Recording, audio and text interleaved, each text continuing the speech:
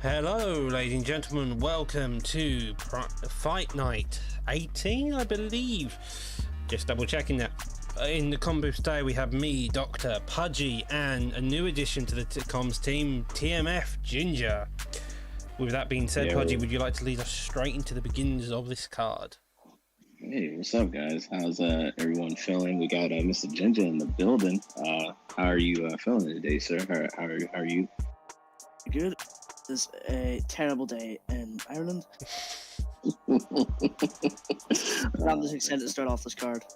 Wet, windy, and depressing from Ginger here, with Pudgy staying somewhat in the mild. This can only go well. Jeez, man, why would you do that to me, man? I'm a good lad, man. I'm a good lad. I hope everyone's doing all right out there. Mr. Doc, how are you feeling tonight, sir? What fights are you looking forward to? I'm feeling good. The main event of Guns versus Fad, both of them on 3-fight win streaks. Not to forget the Jaquise versus Spartan War again on 3-fight win streaks. Later down the card, we have some fun fights like Lou versus Moffat Man. Very much a grappler versus striker, in my opinion. We've also got your fight against Satsuma, which I think both of you are asking for. So I'm looking forward to all those fights. What about you, Pudgy? Oh, wow. I would say any fight that I've really been looking forward to is this one that I did with Satch.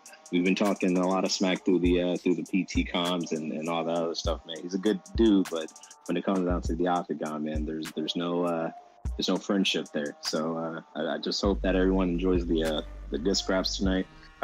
Besides, if anything, though, I'm really looking kind of forward to kind of like some of the prelim cards, man. I'm looking at the Switch Biddy versus Mac.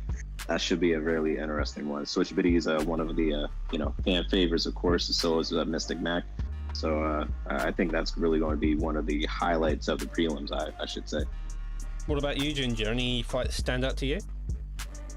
Quite a lot, actually. So the main one I'm looking at is KM Darce and BSD Jando. I don't know much about BSD Jando, but I know the BSD boys are absolute killers. And then Darce is very heavy grapple pressure, I would say, if that's the style. And then obviously Fadnader versus Guns. I don't know much about him, but like I said, any KM guys are also killers, and Fadnader, huge pressure boxer, will just gun you down if he gets you in the right place in the octagon. Yeah, I would definitely agree. Guns made a title run back all the way in season 1, then has come back now on a 3-fight win streak coming onto the Fad fight. So it's an interesting style. Fad's got a couple of title shots on his record. Guns, not so much, but again, that was all the way back in season 1 where we were still trying to find who the actual champ was. Turns out it was Trixie, and he came to dominate. With that being said, though, I think going straight into this first fight would be a good call. Would we all agree? Yes, sir. Okay. We've got iClout versus GSP Goat at the bantamweight division. Yeah, this definitely should be a. Do you see this going the distance, or do you think that someone's going to try to get a quick knockout for tonight? I mean, with a Cruz versus Dillashaw pick, I'm expecting a bit of movement from Cruz, and depending on how Dillashaw gets a read, it could end up with him getting kicked in the face. yeah, anything's always predictable in this game, because it's EA. So, All right, let's check this out here. All right, good leg kick by Clout. GSP starting to put on this pressure, a bit of fancy head movement by Clout. Again, he's taunting there. That's a fun one. Yeah.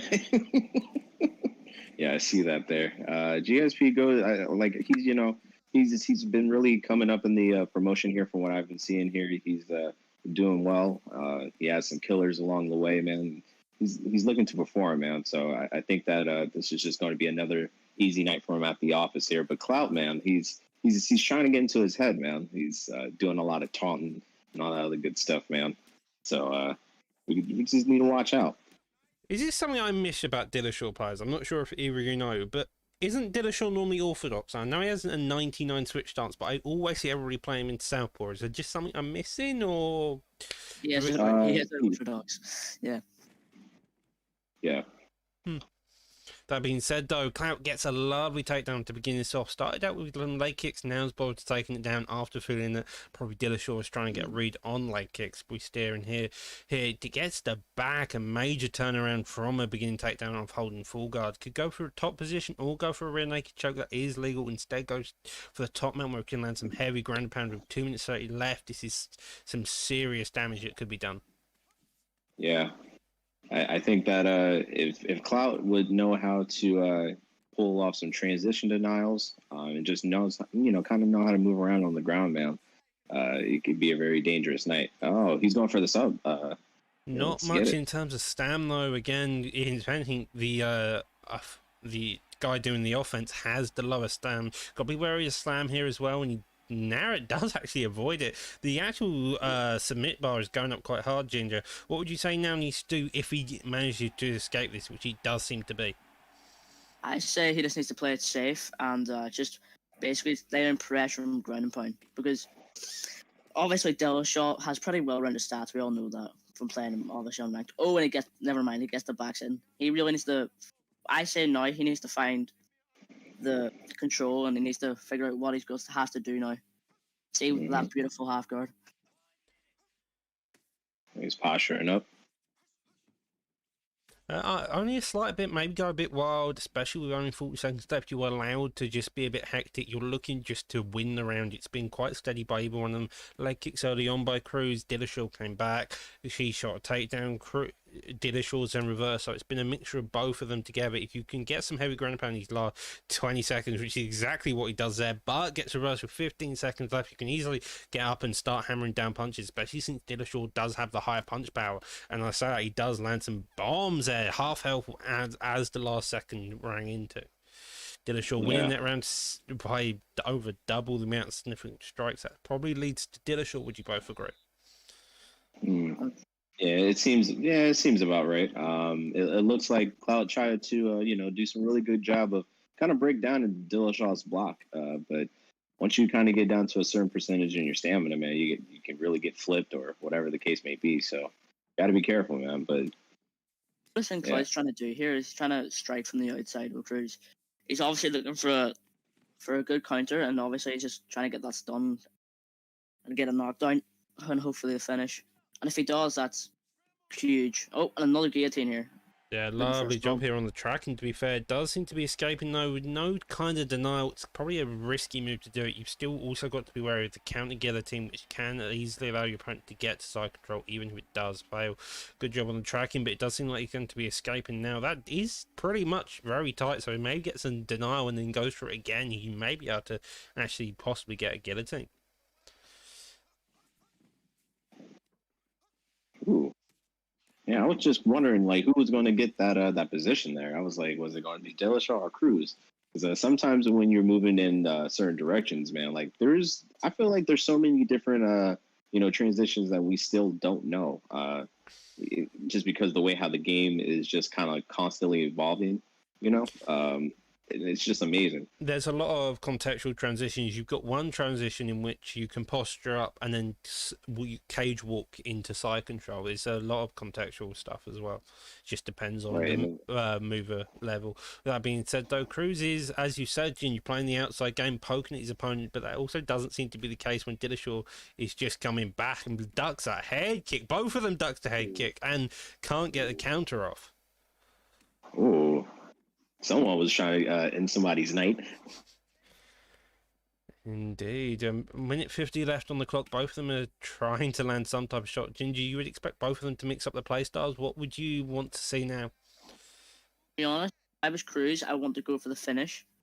Because in my eyes, I think, well, there you go. That was a beautiful stun with that head kick. But like I said...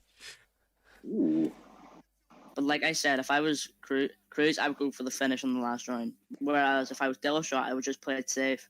Maybe try and grapple him, because obviously Dillashaw, I believe, has the better ground stats. But if I was Dillashaw, I would just play it completely safe in the third round. Well, Dillashaw goes to the ground. Cruz had shown that he does have the possibility of getting a nice giddy on him. With that being said, though, your suggestion with KO, Cruz hangs around a very low, lovely knockdown, a very low punch power, especially when compared to Dillashaw. So maybe a KO is kind of risking a lot, but he did get a KO, attempted Superman punch. It definitely feels like Cruz is out of his element, just trying to land something of significance. Dillashaw, on the other hand, is walking back forward, just testing it out the pocket, letting Cruz throw, and then come back into it. That being said, end of the round. Yeah. Ooh. Good round of Dillashaw, man. He definitely took that round by storm there. I feel as though Cruz, man, he got to change it up, man.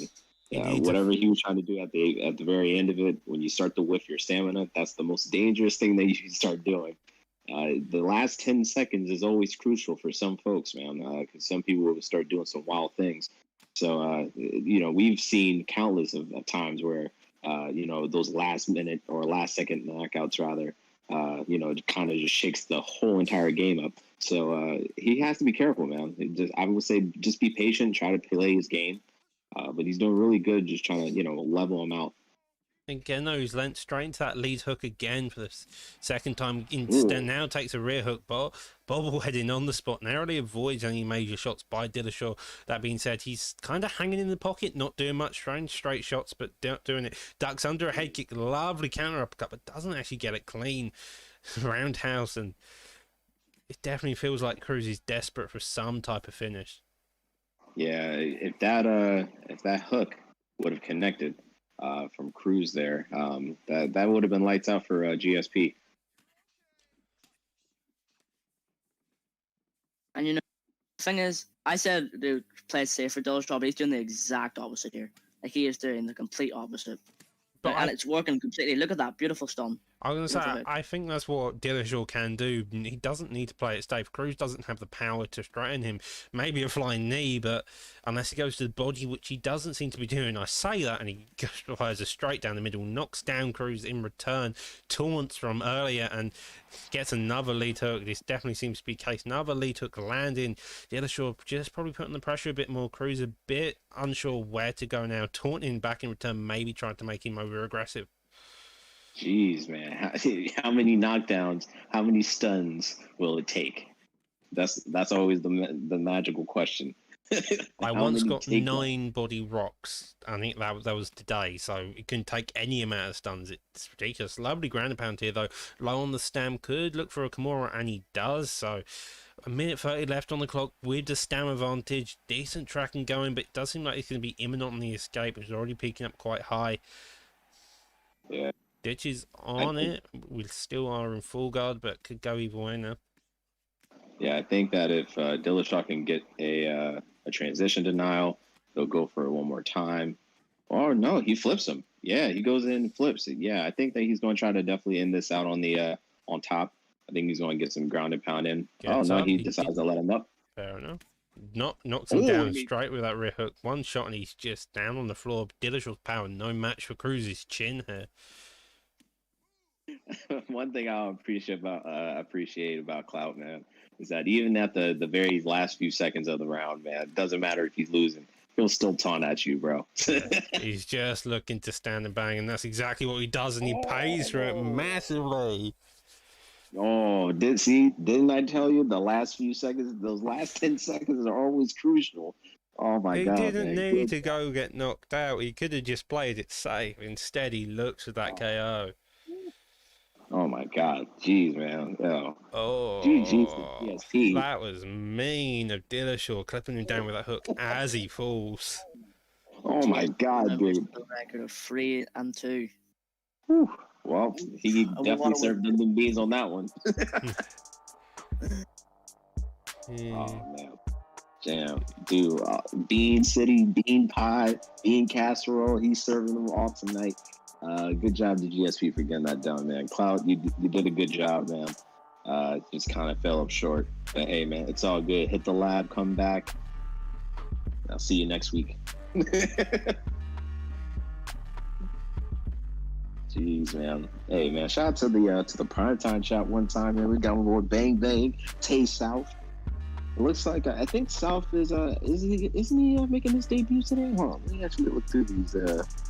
If he's not making, I wouldn't be making his debut day. He's either made on the Fight Club last week or this week. I can't exactly remember, to be fair.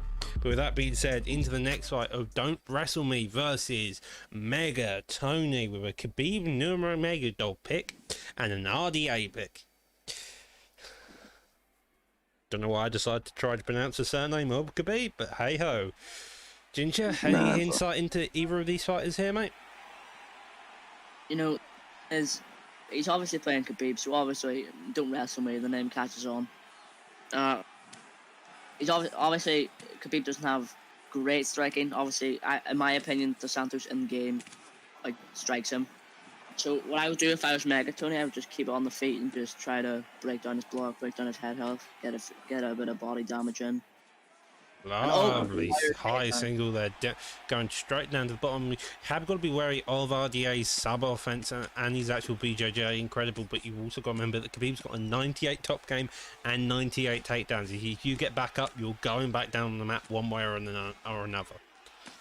Yeah, I think this is going to be a kind of imperative for WrestleMe to just kind of play the ground game, man.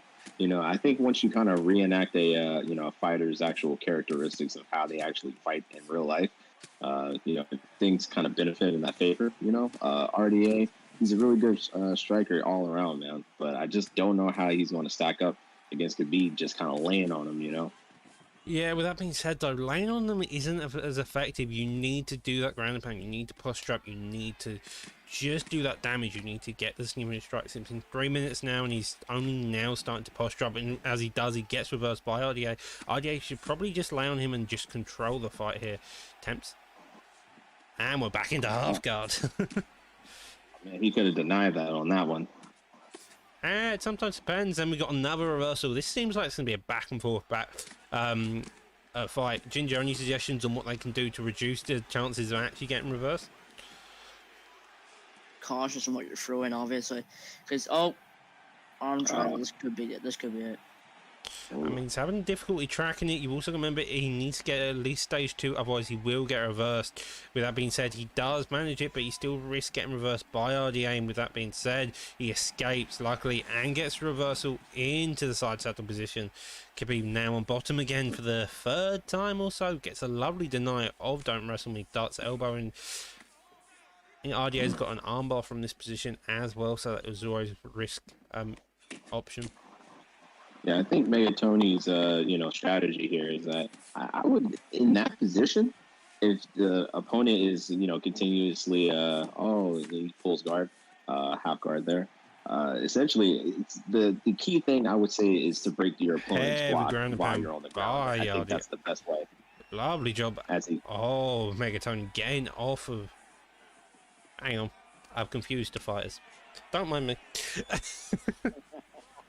It's all good, man. Hey, man, we all got slip-ups, man. 20 seconds left in the first round. Does seem to be an even mix. Both of them going. The fight could have easily gone either way. Probably RDA's way, just due to the heavy ground and pound at every end. Although Khabib did manage to avoid the majority of it. Yeah, that elbow, man, that almost connected. That could have been almost a night. Nearly even on control times. Khabib scoring 1 out of 2 takedowns. Probably leans in the way of RDA just due to the 5 to 6 significant strikes. Oh yeah, for sure, man. Just Khabib overall, man. I feel like he's not always used, man. Like he's like one of those, even though he's a 5-star fighter, he's already considered a legend at this point. You just don't see too many Khabib picks, and I feel like with WrestleMe's profile and how he is as a overall fighter, man, this kind of fits him, man. The thing about Khabib is the not even Khabib, the lightweight division. You have Poirier, who's got the striking and grapple advantage with a rubber guard. Rubber guard kind of makes or breaks sometimes the bottom game. It's always nice to have a rubber guard just to be able to flip. Khabib doesn't have that. He's got fantastic top game, but not necessarily a bottom game. Or subs for that matter. Right. Good reversal. Lovely job by Mega Tony landing that ducking roundhouse, getting the stun now, putting on this pressure just a bit. Khabib with the stamina deficit. I was expecting to try shoot for a takedown maybe, but instead he seems to want to keep it on the feet for the last 2 minutes. Megatron is doing exactly what he needs to do here. Putting Khabib on his back foot and just overloading him with strikes. When he's about to throw, he backs out and he goes back and he throws again, which is exactly what he should be doing against Khabib. Mm-hmm. I agree. Both of them going for the leg kicks, though, which is an interesting choice, especially like someone against RDA. You don't really want to be kicking RDA's, like, you don't want to be putting yourself at risk of getting checked by an RDA leg kick. Lovely takedown by RDA here. Stays in the half guard. Does get the transition into side control. Goes to sprawl now. Got a ghillie attempt, which is very good. You can get a deny, but instead seems to get it clean. Could go for another takedown here, and he does. Khabib getting a reversal to come on top. Ooh. Yeah, everyone likes to call that the martial mind. That's what they like to call that move there. You know, sometimes with certain transitions, man, you think that it's not easy to deny. It's not really that easy, man. So I got to get back in the lab and kind of figure some of this stuff out here. Lovely denial there by Khabib there, transitioning over it into the half guard. Full GA now could go for an arm triangle with a decent chunk of stam deficit, but in RDA having difficulty tracking him though. It may just be a futile attempt. You've got Khabib's ground and pound striking. You probably want to be looking for that instead. Yeah, I think the best idea I would say for for WrestleMe here, that if he's going to attempt for any submissions there, I think he would just need to kind of slow it down of where, it's all about predicting of what's happening.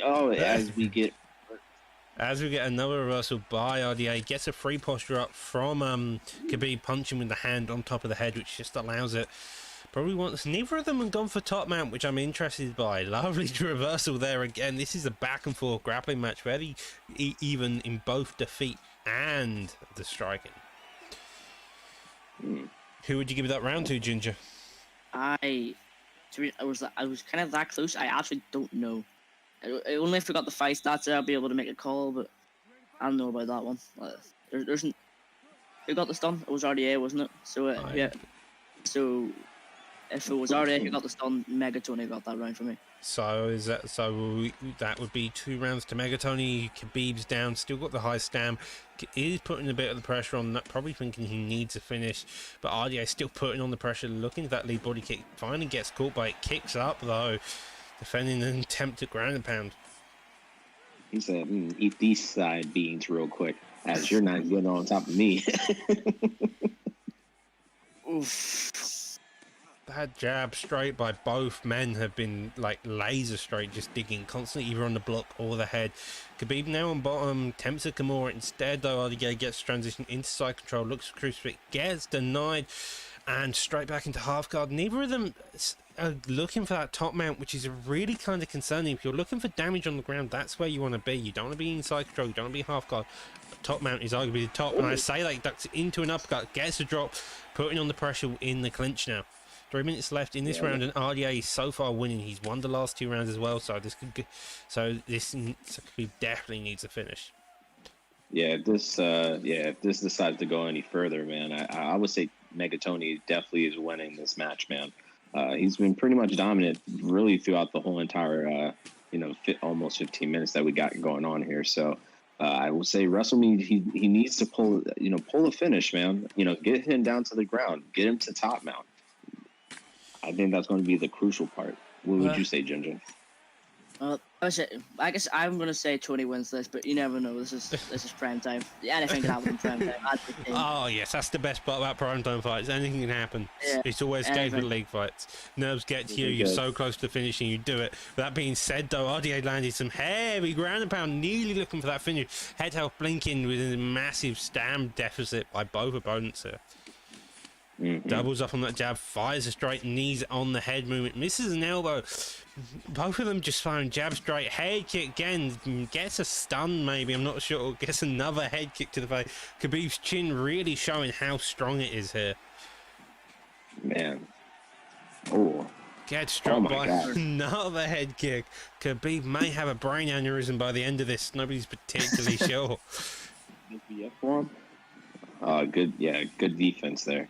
Gets up, probably should look from maybe an overhand, maybe a last jab that gets clipped by a straight though. looks for the finished top mount, and now Rain starts raining down shots. Lovely block there, gets dig to the head, and he finishes it. That's Finally, it. that was a that abuse come the end of it. Mega Tony pulling out any type of win. Oh man, GG's to that boy. He was doing he was doing a really good job with those head kicks, man. Russell Meek just could not just make a good read on those, man. Jeez, GG's to both boys, of course. To Mega Tony, my man, good job to you, man. Yeah. Tony now goes to 2 and 4. It happens. You can always just make comebacks. If we're saying the wins are always there, you just need to figure out. You need to dig deep and just find them. Khabib sadly couldn't dig deep enough. There we are. Finally, the words come out. Oh man, words are hard, brother. Oh, words are hard. Yes, they are. Oh man, all right. Let's take a look at what we got next up. We got Mr. TSK Tab, my man Tab going against Mr. Easy Mix-Ups here, man. This is going to be I don't think that this is going to go the distance, man. I don't think really most of these fights are going to the distance. Someone's getting knocked out, and I feel like it's going to be. I can't pick, man. Tab is a good dude, man. That's my guy.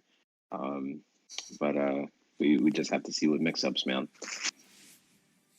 Indeed, we're a 1-2 record going into this. You never know if they're spars, league fights, or whatever, so it doesn't really tell you much. But if you looked at that, you definitely lean towards Tab.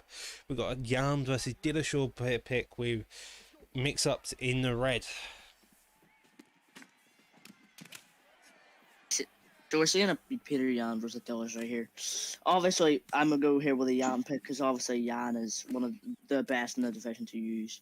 But also, Dillashaw is no slouch himself. It's really close matchup here, but yeah, I'm going to go with Yan. Yeah, the one thing I'll say about with the Yan picks, man. At first, I wasn't so much of a Yan user, I will say, but good job for him getting that securing that takedown. Just with Dion, man, like he was a really ESFL favorite, and a lot of people, just because his stats are just crazy, man. He's good on the ground, he's good at everywhere. 5-star boxing. Yeah, and he's also got some lovely takedowns, lovely submission, kickboxing, boxing, grappling as a beat trip. Because I'm not going to bother to pronounce the actual name of it. That being said, though, so far Mix-Ups has done a fantastic job taking this down, getting the denials, landing some heavy ground and pound now.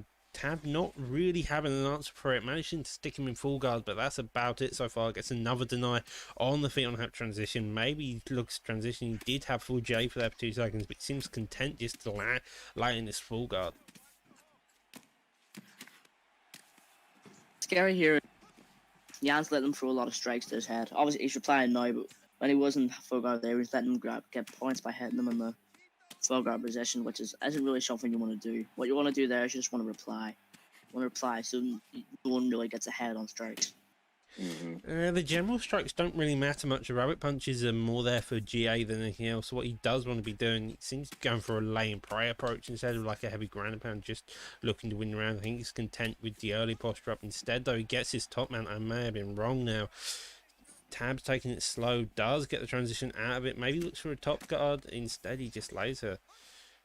Say that and he goes. It's a nice ground and pound, very slow, methodical.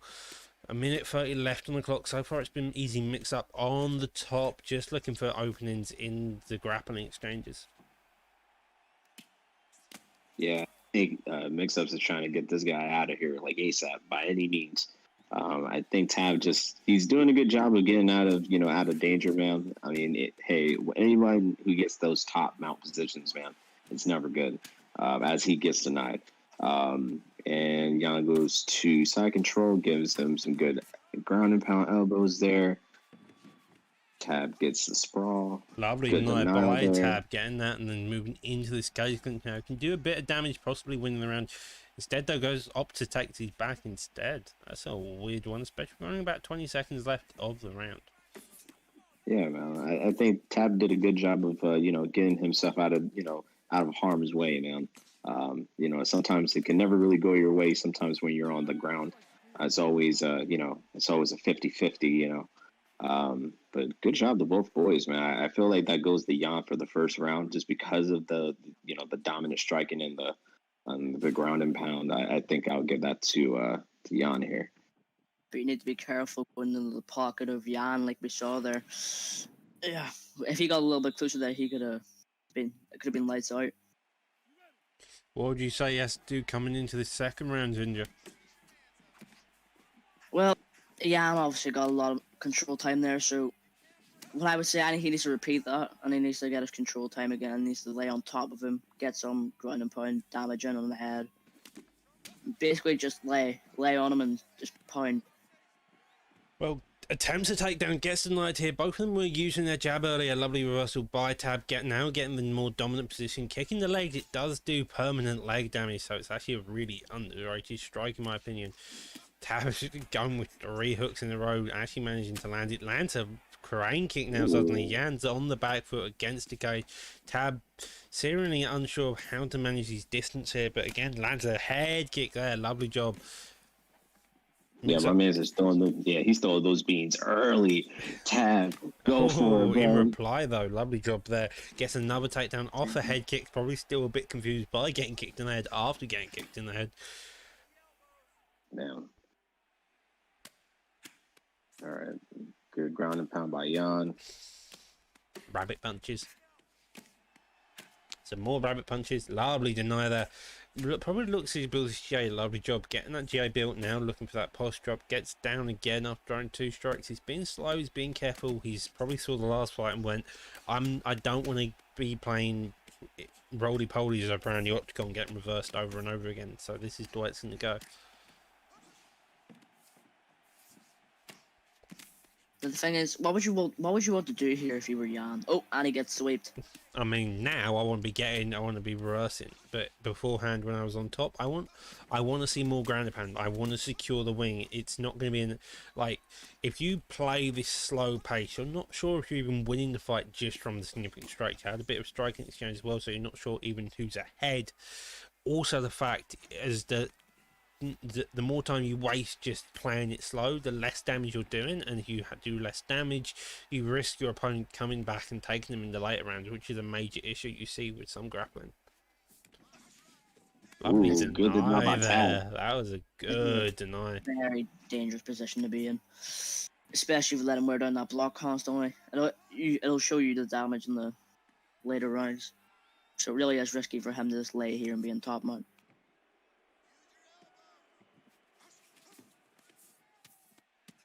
Goes the half guard.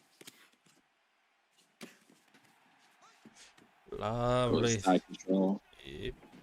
Gets the sprawl though here. Tab on top. Fakes to one of the backside positions. Does get the get up though. 20 seconds left on the clock now. Both of them playing it fairly cautious. Oh, Tab missing that lead overhand massively. Nearly getting kicked. Uh-oh. Kicked in the legs there. And that may have stole Jan the round. Jeez, man, that was slightly dangerous there. That was close. Dillashaw wins in the significant strikes. Jan has got the stun. That can go either way. Dillashaw also has the control time, so it's probably maybe 1-1, maybe 2-0 if I'm Tab here. I mean, if I'm both of these opponents, I'm coming out and swinging fist, Ginger. Yeah. Thing is, like I said, look at that. He entered the park with Jan and just paid straight away. Yeah. Even just like the slightest of misses it costs you so much.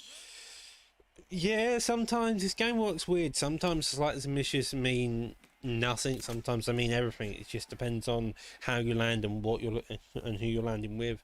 Dillashaw putting on this pressure again. Jan staying on the back foot, looking for a big shot. Clips him with a straight, goes straight for the takedown though, and finally turns it, getting the top control position. Good job by Jan.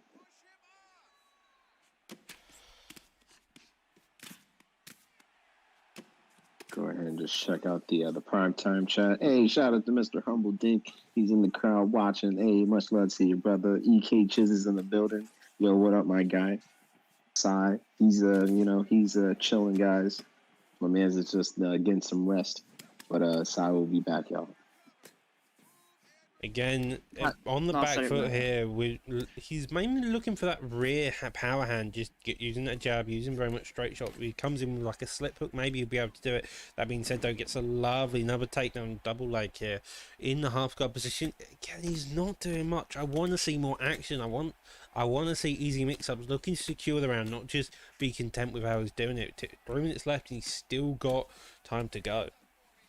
I think that he's doing it for the style of it, from what it looks like here. Because I think in this position here, you'll have some type of control time here, but I think that he's racking up these points very well. I Well, think you that, don't get control time in full guard, and a lot of the time you're never really sure who's winning these significant strikes. So I would definitely think about just not even. You don't have to throw shot after shot in one posture up. Just posture up a bit more, able to throw those shots, land it. Just make it a bit. Make sure you've secured the round, because otherwise you have that happen. Yeah, Mr. Dan said, "Nah, I'm gonna need you guys to get this up here." I'm going to need to get up and punch each other in the face a bit more.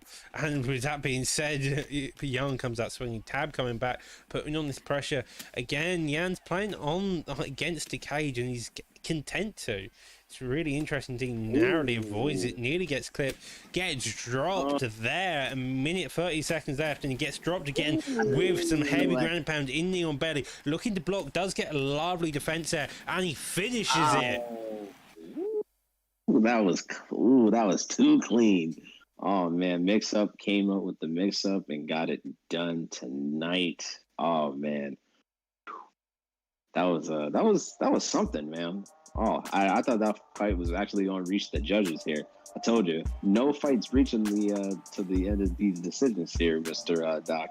I mean, the closest we've got is about 20 seconds left to the end of the judges, and they still managed to kill each other. Yeah. Oh man, good job for Easy to get that win, man. Ginger, what did you think about that match, man? I think it was just Jan being patient, taking the shots nicely, waiting on the outside, waiting for the right shot. He was playing it perfect there, especially when that crane kick's done. He waited exactly for the right time and just threw perfectly. But enough with that. Let's get on to the next bout. We got Force MG versus KIA Notorious in the lightweight division. Yeah. Whew. This is definitely going to be a banger for the ages. We got Mr. We got a diamond pick. We got a diamond mirror match, boys. Oh. Lovely job off by Notorious, starting with some fancy stuff. Goes through a takedown, double legs battle. Really weird stutter there with a knee, which gets blocked. Both of them trade with the straight. Both of them in the southpaw, so nobody really having the advantage in terms of stats. I think one thing here is with Poirier, he can do it on the feet and the ground, so this fight can go anywhere at any time. Yeah, definitely, man. Yeah, go for it, Doc. I'm sorry. They've got health stats, they've got power, they've got kickboxing of decent degrees, they've got leg kicks that we saw against McGregor, they've got rubber guard, they've got platters, they've got subs. As Ginger said, they've got everything. I don't know what you're expecting here so far, as you've seen a mainly striking-based matchup, Pudgy. Right now, I'm just seeing the humble dick dink-esque. I'm sorry, words are hard, man. Sorry, humble. I totally just axed your shit, bro. Sorry, love you, brother. I know that he's part of that KIA camp, and they've always got craziest spars in, man. So anytime I ever see Notorious do his thing, man, it's always a clinic, man. I don't really know too much about Force here.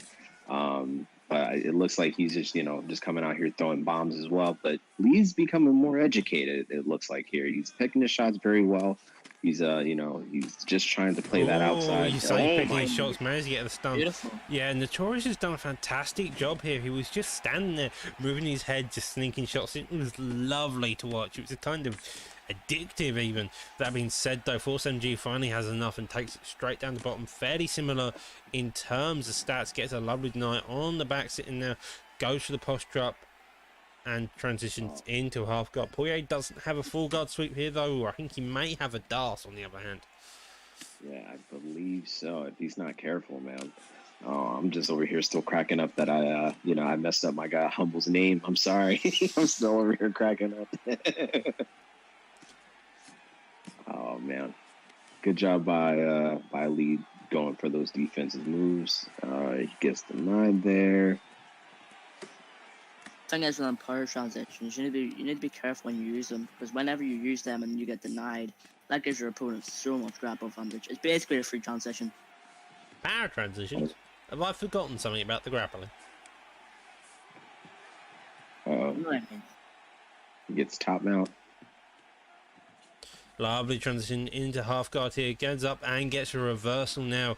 With this being said, Notorious is now holding a dominant position. He has got a knockdown, he has done heavy much on the striking on the feet, though Notorious, though Force MG has won probably the rest of this round by grappling. Lovely get up there, both low on stam, 2 seconds left and they back off. Lovely bow at the end by Notorious. Notorious, I would assume, takes that round. Would you agree, Pudgy? I would say stat-wise, man, it's looking very, very even, man. I mean, can't Notorious really did get a knockdown, got to remember. Yeah, I think he did. Yeah, that's very true. You got it. Yeah, those significant strikes, man. Look at that, man. Ooh, that's straight. He's cast Notorious boxing. We're seeing that now. Yeah, Notorious had some really clean boxing throughout that fight. Force MG had very difficulty just trying to get a read on it. Yeah, man, killers in action, man. They've always still been a very dominant, solid camp, bro. I mean, he hasn't killed Force MG yet, but you never know. Doing his thing, man. Sneaking shots in, whiff sadly on the body shot. Force MG coming back, sneaking a couple shots down, rise a head kick off, and again they're both back to training, just trying to use that head movement. Sneaking shot. Force MG on the other hand is looking for some type of takedown. Oh, lovely job on that head movement, missing it. Goes for a takedown again. What would you expect now to see from Force MG? Maybe a top mount, maybe a sub, possibly? Yeah, perfect there. You need either a sub or a top mount. He needs to put the pressure on Lee here, because Lee is absolutely classing on the stand up, in my opinion anyway. So what he needs to do now, I think he just needs to get top mount, and he got the full guard, so he cannot do that. Yeah, I mean, he has got rubber guard and he does get it. Lovely job there. Nope, can keep it though. He doesn't and gets transitioned out of it.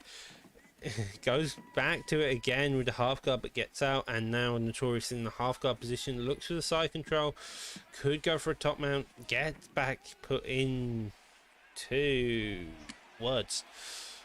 Yeah, it's all good, man. Yeah, I think that it's just a good grappling match, man. You don't really see too many Dustin Diamond Poiriers on the ground that often, but this has always been a really entertaining fight so far, man. I think both guys are, just trying to figure each other out on the ground. I see this fight going back up. Good get up. I think that Lee's just he's just winning the striking clinic here, I think, personally, man. Yeah, Notorious has done a fantastic job throughout this entire match of just that lovely striking. Force MG changed up a bit, looking for that grappling, and that seems so far coming into these last 2 minutes seems to be the case, although Notorious seems to be getting back on his striking horse.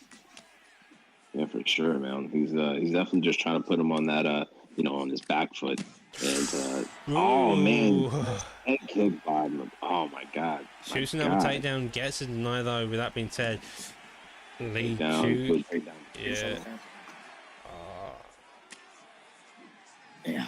Force really needs to this game if he wants to match the striking here, because at the moment this isn't looking good.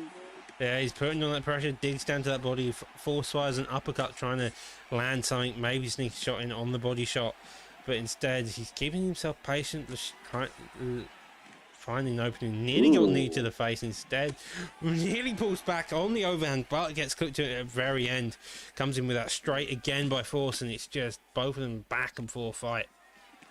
Yeah, Force, he's looking for that takedown, and he almost, oh my god.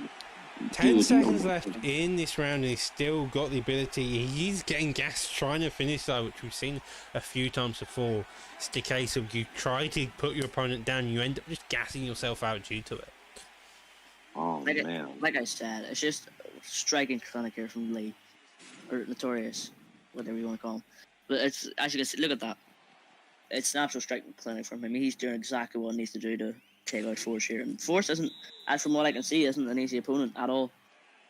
No, Forces seems very technical on the ground, although Notorious just seems to have the better exchanges on the feet, and then that has opened up his ground since Force MG is so aware that he doesn't want to risk opening up the ground too much to then get a get up. Narrowly avoids gassing himself out, whipping on the takedown there. Tries one for himself, but also gets defended. Yeah, was that a lead overhand straight rear head kick? Was that? Man, he was trying to put his lights out. Jeez. He wanted him dead. They're killers in action, apparently. Fair enough. Fair enough. And here we see Notorious on bottom. That has been a major issue for him throughout this fight, but every time he's done so, he's managed to get a reversal. As seen here, lovely reversal straight into this bottom full guard. Bottom full guard? Yeah, I believe so. I don't think that's a... But with that being said, get transition into this brawl, gets a deny here, has got the geely option, which is probably one of the best subs in the game, in my opinion. But with that being said, transition into a back sitting, and we got into the full guard now. Maybe looks for a get up to then go do a strike and kill it instead, and he does go instead for the ground pound transition into the half guard. Both low on stam would give Notorious the slight stam edge, but the health advantage definitely does go in his favour. Yeah, good job by, I almost keep calling him McClap. Oh, God, as he gets that rock. Ducks under, digs that body, does get flied back by the game, and 2 minutes 20 left on the clock. Both of them still looking to kill each other. Ducks under, lovely job there. Oh, man, good slip, man. Oh. He's just holding his controller. You punched me too many times. I want payback. That's what Force is doing. And with that being said, another takedown attempt does get denied. And Troy's done a fantastic job at getting denied. Gets another upcut there. Digs that body, comes up top again, digs down to that body again, fires an uppercut, narrowly avoids getting KO'd. A single leg getting straight down. He's gassed though. Both of them are fairly on this damn. Gets a deny on the neon belly, gets transitions into the half guard. This is just non-stop by either opponents. Yeah, this is violence at its finest, man. I feel like that head kick that Notorious just did, man, it really just stunned the hell out of the other Dustin here, man. Like, he was like, what just happened? And then he just took him down. It was very interesting, man. Like, this is something really good. Notorious in that rubber guard, man. That head health is blinking from a couple elbows in rubber guard, though. Even just one little rabbit punch and it's blinking. This is some dangerous stuff. 20 seconds left and it's a Kimura attempt. It's probably just to go, okay, I'm not going to get a finish, but sadly it's not for lack of trying. Lovely job by both opponents here. Yeah, that being I would say Force is no easy opponent, but obviously Notorious came in here, guns blazing, and it was shows. Whew. Man, that was one hell of a fucking fight between everyone. I think I need a break. I need a break from watching that. That was just non-stop action. KO Notorious came out and started doing that utter striking clinic. Fantastic job with all of his strikes. That head movement was just impeccable. Wait, don't know yet. Came out and looking to absolutely rob. Wait. No, it does, Robin, for once. That's always good to see. They gave it to Notorious. Put that in the KIA books there. Good job to Force for almost having that, man. That he had some very, very clutch moments in that that moment of truth there. Force he definitely came out there, did his thing, but Notorious came out on top, man. Good job to both boys.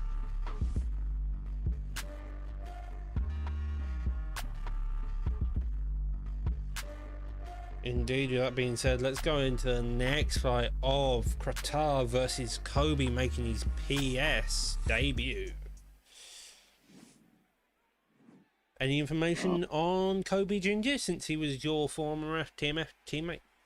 You know, he's a fantastic striker. He's currently 4-3 in prime time, going up against an O'Malley pick versus the Peter Young. You remember those leg kicks of Peter Young, although not very notable, they're still pretty solid with a level 3 front kick off to start with. And it seems like Qatar is apparently trying to make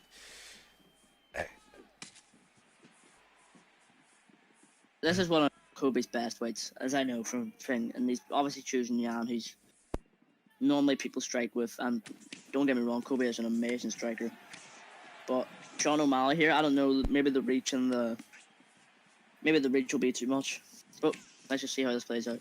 Yeah, well, O'Malley has got about a 89, probably mate, possibly even an 84 if the game got really cruel to him in terms of ankle health. So you have got to be aware of those leg kicks coming into this fight. Yeah, man. I think just just with the Sean O'Malley buff, I think a lot of people are starting to really utilize his, all of his strengths and, and his techniques that he has, man. He just has fantastic boxing, good kickboxing there. He's just a threat, man, just overall, man. But anytime you got a Jan pick in front of you, man, like, you just gotta be careful, man, because we know how Jan's set, how that goes. It could just be very unmatched for some people, but this is always good between a Jan and a Sean O'Malley pick, man. As people are throwing bombs, holy shit! Striking clinic here, as again we're saying so many good strikers today. First the Torres, now these two. Kobe with the body work doesn't do much damage, but gotta replies instantly. Nearly misses on it, comes back and knocks him clean out. That was. Oh my! Oh. That was some action in about the space of 5 seconds. Well, that was quick. Man, get this man a sponsorship, man. Jan's Beans. Oh my god, dude! Did you see that shit? Jeez, man. Like, let's see that. No, that. Oh my! Just gets clipped straight on the cheek. Yeah, and they cut the cameras, folks. It's over. Get him out of there. Get him out. Get him out. Bring him a stretcher. Oh man, that was a very interesting fight between both boys. Looks like Kobe he got that thing done, man. Jesus. Whew. On to the next one. Indeed, with Purple Urkel versus Reaper.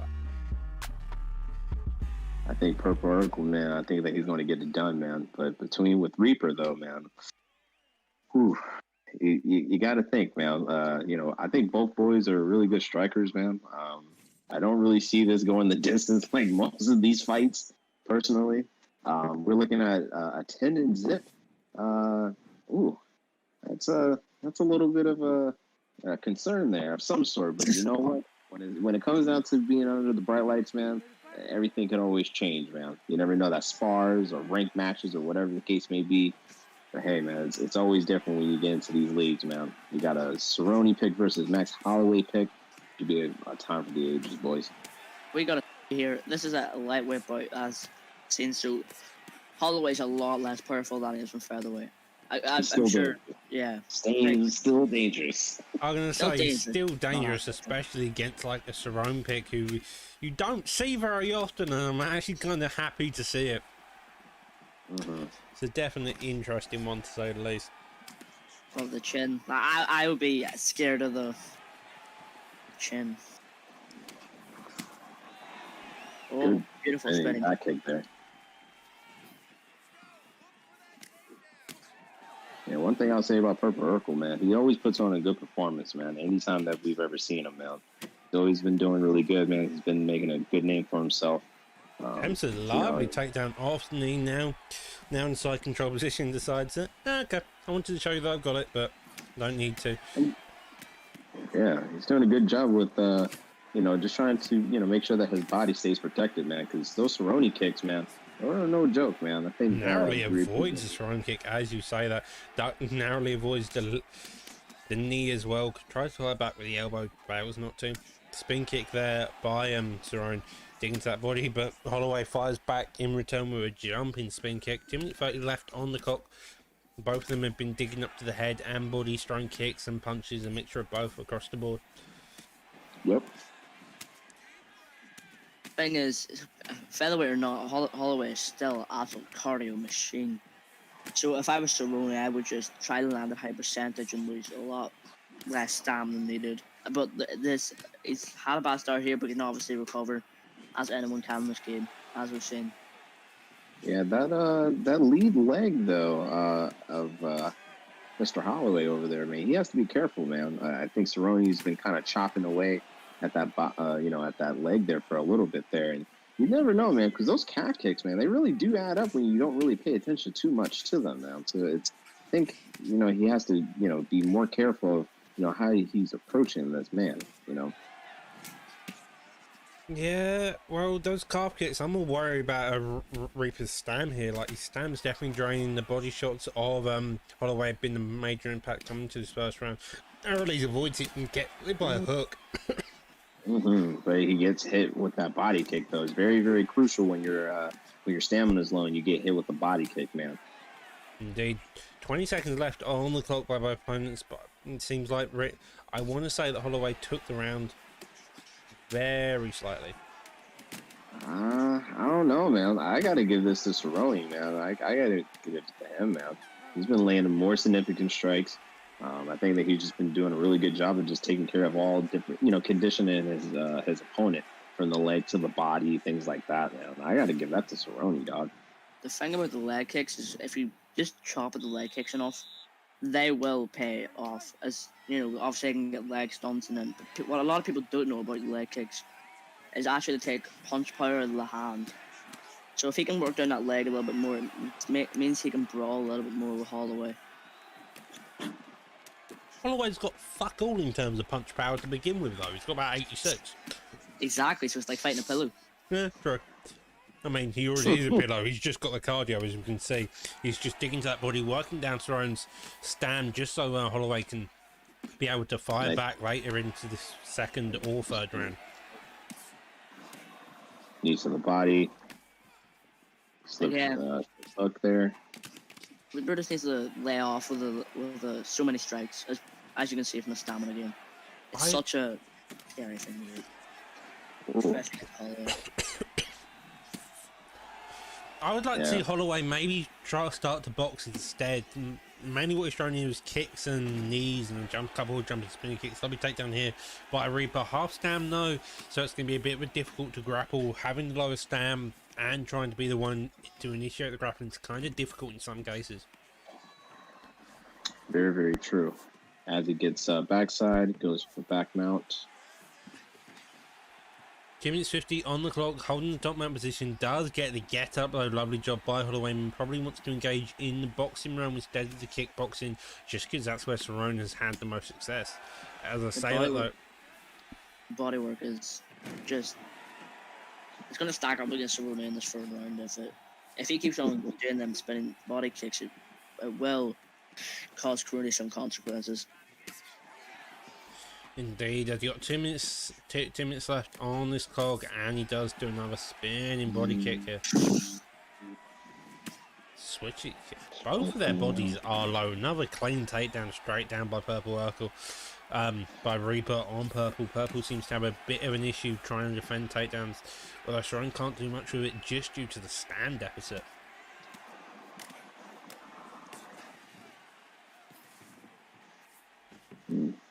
Gets the reversal going into the get up now. Lovely job here by Holloway.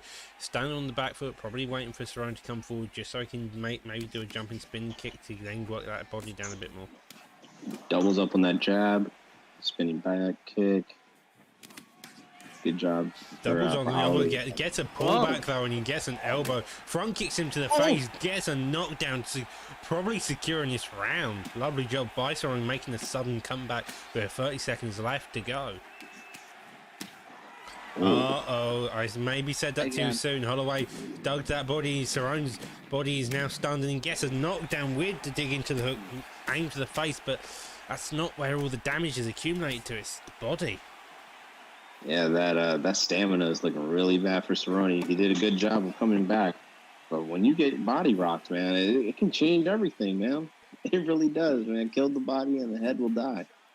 I'm more debating if it was either Doc that jinxed him or if just, Commentary curse, always the case. Yeah, the commentary curse. It's all good, man. It's all good, brother. Round 3, Cerrone massively suffering in the stamina department. His body health is fucked, to say the least. He gets to defend on the takedown, digs to that body again, kicks his leg just for sheer enjoyment, apparently. And we're back against the cage with Holloway apparently pushing forward.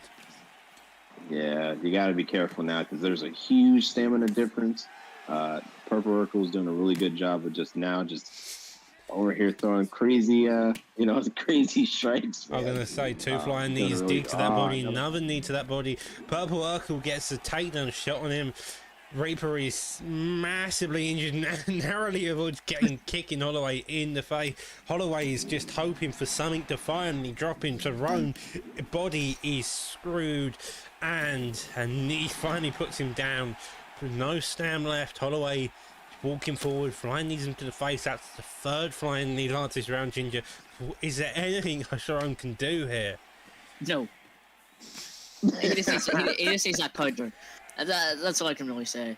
Like, look, the stamina difference is just far too big. And even if he does get the counter, because of the stamina difference, it's gonna be like a slap.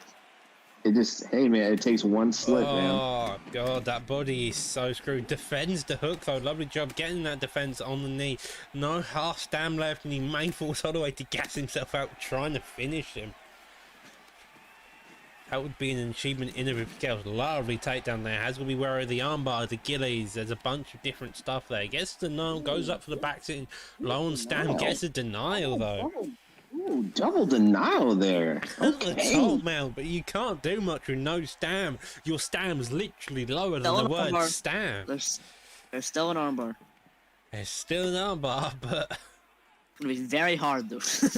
I was gonna say, I think we are now grasping at Explore. Gets his back though, Joe's back. The stammies are now lower, and the triangle armbar attempt you may be correct. A minute 30 left on the clock, and it does seem to be actually in the favour of Cerrone's having difficulty getting this. And Can we get a choke? Can we actually do this? I'm not sure. We may be. Does seem the fact that he's just holding the triggers. He needs to press lightly on each one, but he's actually getting fairly close to the point where it's a bit scary. God, this is close. This is actually scary close. He may actually get this. Will he get it? And he does! Reaper with the choke! Oh my! Armbar!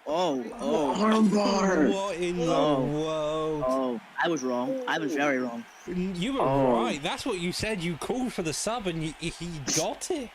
I said he couldn't get anything to win. He was down 3 rounds. His body was fucked. His stam was lower than the word stam. Holloway had it all in the bag. That one takedown, as we saw earlier, was all he needed, apparently. Wow. Wow. Just wow. Wow, brother. Good job to Reaper for pulling out that rabbit out of the bean can. Fight of the night, sub of the night, performance of the night, take your pick, because that fills all 3 categories. All 3. Just all 3 of them. Give it to him. Good job by Reaper there. Lovely job by Purple Urkel on both accounts. Man, Purple Urkel, man, he was doing a really good job of just doing his thing, man. But Reaper, man, that feels like that moment when you have someone who just takes that sting though. It gotta sting. We can't do that. We can't lie though. Jeez. Absolutely. That was a really good performance there from Urkel. He was getting the body in. He was doing what he needed to do. The only thing I would say he needed to do was obviously sub defense and check some leg kicks. But yeah, really good there from both man, that was amazing, man. Good job to both fighters. As we roll into the next fight, one of the fights that I've been waiting for, we got Mr. Swish Biddy in the building versus Mystic Mac. This is going to be one for the ages. I know that Swish Biddy has always been around for the PrimeTime seat for a while. He's one of the fan favorites. Much love to that man. Mystic Mac as well too, man. This is going to be a very interesting matchup between both characters, man. What would you guys expect from both competitors here today? You know, it's a quite a good matchup actually, because obviously Mystic Mac is a very heavy striker, while Swish Betty is, from what I see, I could be wrong, and correct me, a grappler. So I'm really interested to see where this is. So if it's kind of a 50-50 here, if Mac's able to keep him up on the feet, I'm going to say this is Mac's fight. But if Freddy can take him down, I guess you'll see what happens from there. It really is a coin toss in this one. Should be very interesting here. We got Swish Biddy as Kevin Highland, and we got Mr. Mac as Joel Romero. Should be very interesting here. We got Swish Biddy as Kevin Highland, and we got Mr. Mac as Joel Romero. Indeed, lovely job by both opponents there. Mac actually scores the takedown coming back though. He's working on trying to get Mr. Swish Biddy out of there sooner than later, boys. But he has to be careful because Kevin Holland also has submissions on the ground. He does have a rubber guard, if I'm not mistaken. So he has to really be careful of how this kind of does it, man. I think Swish Biddy is doing all right. He's not panicking. He's not, doing anything crazy. He's just trying to test out his opponent. And as he gets him in that rubber guard, now we're going to see how the test of time works out for Swish Biddy here. He's doing a really good job of good denial, flips him over. Let's see what he can do from here. Swish Biddy here. He's doing a really good job of good denial, flips him over. Lovely job here though. By here, he's got the lovely ground and pound dig into the head now. Romero's fantastically good on his back, not necessarily on his bottom. Holland very much is on both sides though. Romero's fantastically good on his back. Let's see what he does. Gets him to the back cage. Gets out. Mr. Mac just digging to the body. Gets him to the back. Swish Biddy is just trying to do himself some justice of just playing on the outside, using the length. Mr. Mac just digging to the body. Kevin Holland. Gets him to the back. Swish Biddy is just trying to do himself some justice of your body straight. Outside, using the length. Mr. Mac just digging to the body. Kevin Holland. Good body kick. Yeah, these boys are just rocking, socking robots today, y'all. Wes just needs to, there we go. I was about to say he needs to throw some more stuff because obviously just let Mystic Mac just hit him like a punching bag, basically. But it's still a close fight for me. I honestly, that was a really good takedown. But it's still a close fight for me. Because obviously Swish got a little bit of control time. Mac's getting some more strikes.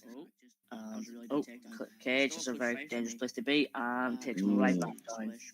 Do some of that back sitting. Let's see if he might go for top mount. Ooh, denies the backside. Doesn't have a lot of time, but good job to Swish for denying that as the last couple seconds of the round ends here. Doesn't have a lot of time, but good job. And in terms of stats here, it looks like Romero has the better terms of striking there. Well, it looks like there. And in terms of stats here, it looks like Romero has the better. What would you do right now if you were in the shoes of Swish right now, Podgy? If I was Swish, I would just keep doing my thing, man. As he gets rocked, you can't get too upset, man. You can't start to panic, bro. I've seen Swish fight plenty of times. I fought him plenty of times. He's a good guy. He just knows when to pick his shots very well, and I don't think that he really needs to do anything in order to kind of do something. However, he also has to be kind of mindful of Kevin Holland's stats, how his recovery time is, and how he rejuvenates. He's doing a really good job though, man. Mystic Mac is pouring on that pressure though. He just has to be careful of his stamina. Stamina is kind of getting somewhat compromised, and I don't think that Romero has the best cardio. So he has to be kind of careful. So that's going to be Swish Biddy's advantage, man. Just breaking down his block, making him miss, and I think he'll definitely come back on top of on this fight here. It's huge disadvantage there when you're a pressure fighter like that. Obviously, when you're playing someone who's got low cardio, when you're just applying pressure, and other stuff like that, it's gonna cost you. It will cost Yeah. you in the long run, because as we're saying here, you know, Mhm. we're watching.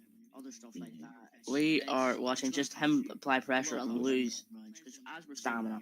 When Swish is obviously losing stamina too, but not too much as much as an extent. And Ooh. oh, oh, Oh beautiful. man, that almost was over between both of these guys, man. Jeez. Oh man, Swish is backing up to the cage. I think he's doing a really good job of just keeping himself composed. Just very, very concerned as to why that Mystic Mac might have not really jumped on him like that. I feel like he could have definitely did some more damage there as the time went on. I feel like he could have definitely did some more damage there as the time went on. I think this one goes to Oh, Mystic Mac, and it's still. Like I said about the stamina, look at that. It's halfway down, but he's still managing well with it. He really is. He's really applying that jab. He's using the jab to help his combos, and lovely counter attempts here from Swish. yeah. Yeah, one thing I think that Swish is, trying. I want to say as he starts to get knocked down here, that's not good for Swish, man. I was going to say, man, just play that grapple advantage, man, when you get behind those lines, dog. That's not good for Swish. He tries to get that slip uppercut, didn't get there, unfortunately, as the round is over, man. Oh man, that was a slugfest for the ages. This is a fight. This is an MMA. This is a backyard brawl. You know, I think I'm still wary about Mystic Mac's stamina, but obviously when you have that much of a head damage advantage, you know, stamina doesn't really become an issue, because if you throw 2 strikes, 1 strike even, it's going to be a stun. Yeah, it definitely will be. You have to be wary. That's what I'm saying, because it definitely will be. you know, if this was a 5-round fight, we know he'll be gassed by the 4th, maybe 5th. Oh yeah, for sure, man. If you know, when you hit the championship rounds, it is do or die. So Swish Biddy's backing up a little bit. His head health is kind of compromised there. I think that he's just, he's trying to kind of wait out of, for Romero. Oh, as he gets rocked as well. Watch that stamina though. Yep. Kind of wait out of, for Romero. Oh, as he gets rocked. I'm sorry to keep bringing up, but stamina is just such an important part of the game. It definitely is, man. It's for Romero. He's doing a really good job of, doing that counter head kick, man. But he also has to be careful as well, as that he does not have the best stamina. He's doing a really good job of, dude, lovely job by both points there. Gets a lovely rock there, just digging that stand, digs up top with the uppercut there. Swish is just trying to dodge the power of Romero. It's just really utilizing the jab here. It's just every time you look at that. See that jab? He's just and he's beautiful. That was an interesting turn of events. That being said, though, he gets a drop very low in health on either way. That was an interesting turn of events. That was very interesting. He attempted to do that jumping knee, and some way somehow his body got rocked, and that was it. Oh man. Oh, he's going for that rear naked choke. We know how dangerous this still can be, even though it's been, banned in very, different leagues. And since they've done some patches, it's not as, as strong, but it's still a crazy submission to be in. It looks like this could be. Man, he does. Lovely job there by Swish Bitty getting it. What a great fight. That was a slugfest. Yeah, man. Good job to Swish, man. He definitely pulled that one out. Good chain to that armbar, man. Yeah, that was impressive, dog. Lovely fight by both opponents. With that being said, though, we're going to take a short intermission, and then we'll be right back with the action. Lovely fight by both opponents. With that being said, though, we're going to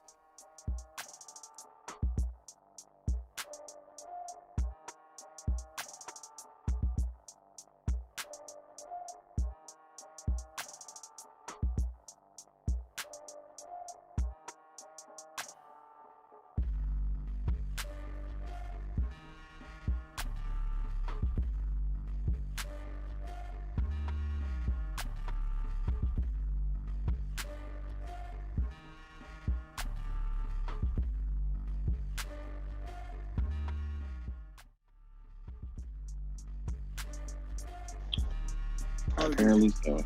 Okay, sorry about that, ladies and gentlemen. We are back with the next card. So, up next, we have the very headlining, the featured fight of the night of the early prelims, KM Basic versus Eastside, and the featherweight division. Ooh, we got Mr. KM Basics versus Eastside. I think that this is this is going to be a very patient one. I think that it's going to take some time to kind of, maybe figure each other, each other's styles out here. I haven't really seen too many East Sides fights, but I know with the KM boys, Mr. Basics here, he's been training with alongside Tadpole, Valentine, Noetta, Intro, all those good guys over there.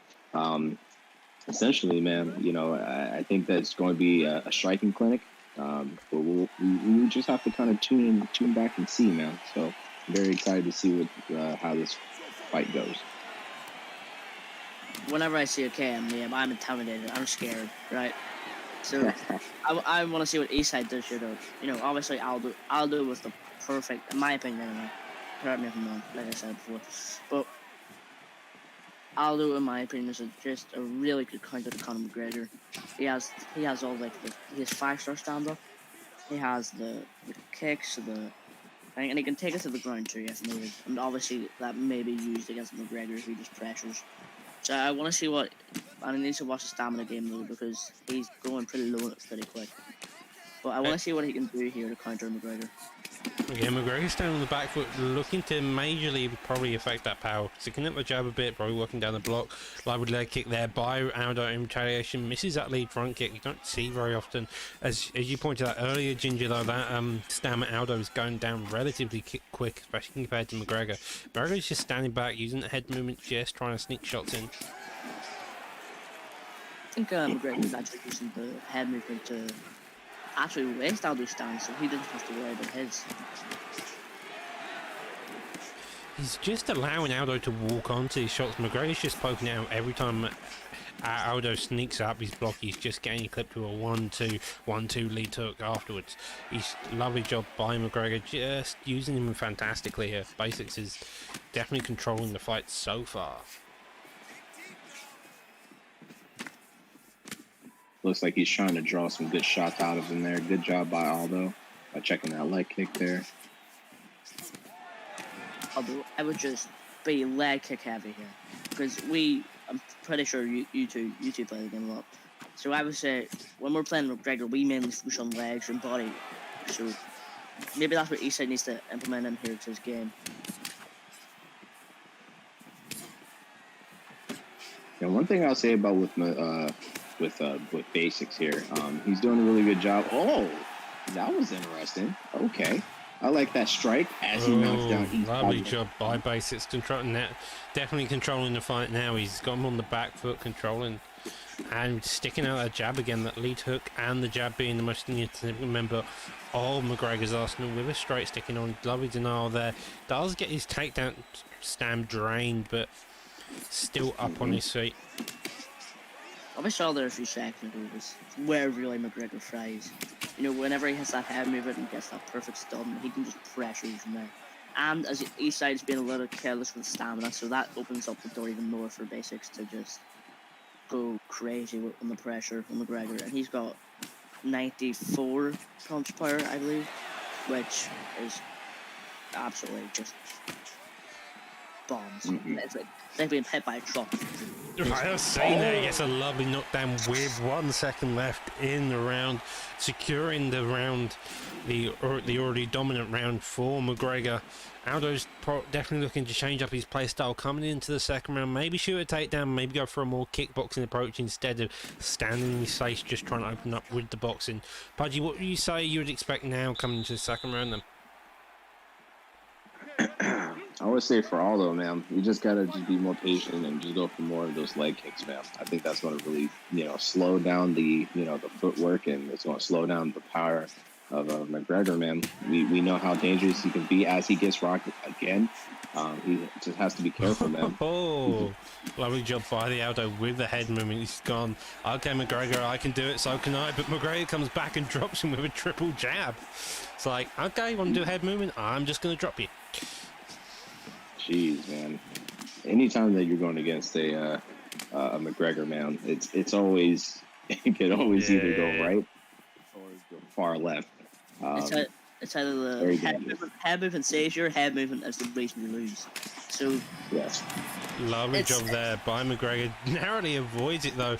The basics gassed out, but managed to get out the pocket. Reverse kick comes back with the leg kicks. Aldo, as you can see, has done a bit of damage to the right leg, so it could be an idea for the way he wants to go. But McGregor comes back and gets the drop with the top mount position. Could start throwing down strikes, landing heavy.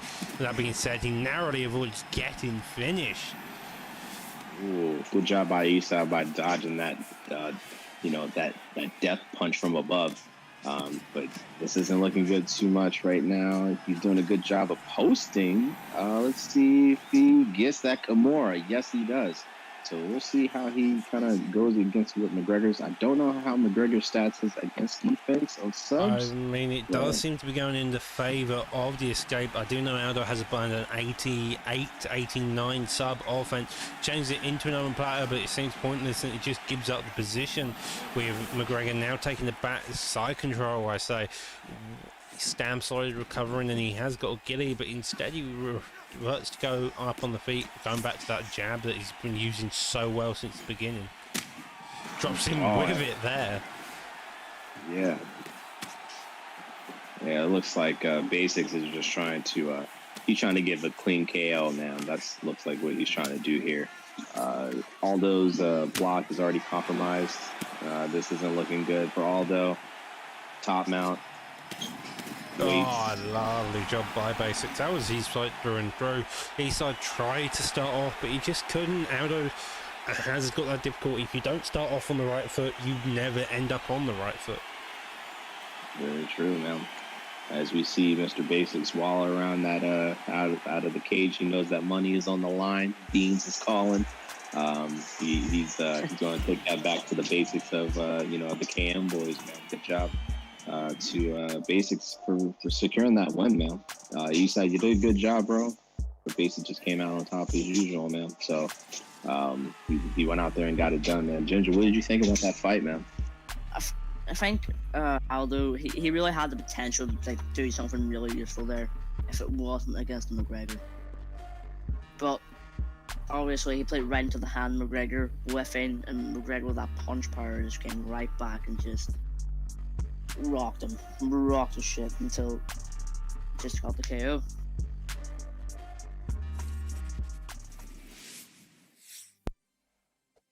With that being said, on to the next fight between Saif and Bucko in the lightweight division. I think I saw with a Khabib versus a Ferguson, which is an interesting pick since Ferguson's got the cardio, he's got the chin, Khabib's got the chin, he's got the cardio, and they've both got the grappling and takedowns.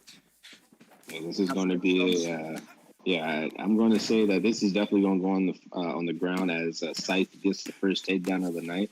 I mean, as you said, that he shot the takedown, got it very clean. Ferguson offered no real opposition to it. No, I don't think so, sir. I think Bucko is flips him. Flips him straight over. It's like, okay, you can take me down, but I'm gonna get back on top of you. With that being said, though, he gets on top of the feet, starting with the strikes now landed. Lovely three-piece there at the very beginning, clipping through the block. Khabib goes to the clinch attempt. He now ducks under the clinch and gets it. Postures up, defends it, and Khabib being on the back foot. Lovely dig to the body there. Mm-hmm. This is already a fight. Less than a minute in, and we've seen plenty of action. Strikes, steps straight down again. The third or fourth attempt at a takedown so far. Mm-hmm. And I know that Saif is just now coming up in the PrimeTime scene, and from the past couple of fights that we've been seeing performance-wise, man, he's been doing a really good job, man. He's been just doing his thing. as he tries to get this choke. I'm gonna say it didn't really make sense for me. He had the stamina deficit, and he's going against a Ferg, and Ferg has some like really decent sub defense, which makes sense when he didn't tap to an armbar from Oliveira or a heel hook by Dariush. Yeah, man. Lovely denial there though by Khabib. Yeah, Ferguson, man, that man is just crazy. And he got it. That is such a hard thing to get to. This is where Ferguson thrives, right? I like to call him a Beyblade because of how much he just spins. He'll be able to spin and just bam right in the chin. So we need to be careful here. Oh, and right back to it. It definitely does seem to be the classical striker versus grappler. But Bucko's having an easy time on the feet, he's landing his sneaking his shot after shot, whilst Cypher's having difficulty actually fighting on the feet. But he does get the ground and pound. He is gassed though, and with that being said, Bucko attempts an armbar with a gassed Khabib. It's still, it's still a little risky thing to do because Khabib still, I think he has really good sub defense, does he not? Like, really good. Quite possibly, with that saying though, 2 minutes 20 left on the patch, digs the body up down below, and gets clipped with a straight. Khabib again going for the clinch takedown, tempted again, ducks under with a spinning hit, a 3-piece thrown in retaliation, and another single leg going straight down onto the mat. 2 minutes left though. Up, here comes that infamous flip of death. Or an armbar. And there he goes for an armbar instead. We have seen a triangle armbar be the reason why someone lost after winning a devastating 3 rounds. Yeah, man. Good job, the Reaper, once again for securing that win. That was just one that crazy was impressive. That's what that was.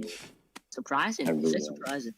Yeah. That being said, though, Khabib gets a lovely takedown with the top mount, and Ferguson now just taking punch after punch, possibly maybe looking for the full guard transition after the full GA, but instead goes for the back take low on the stand, which seems to be the root cause of Khabib's entire game here. He's getting the transitions, he's getting places, but he just doesn't have the stam, it seems like.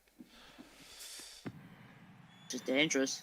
He just denied a big power transition and yeah, he does do, but he does get the escape, and he does ditches on it. A minute left, and so maybe he's pushing for the escape. I think Rooney said you have about 40 seconds for a total sub, so now's about the time where you want to be looking for a sub if you want to go for it.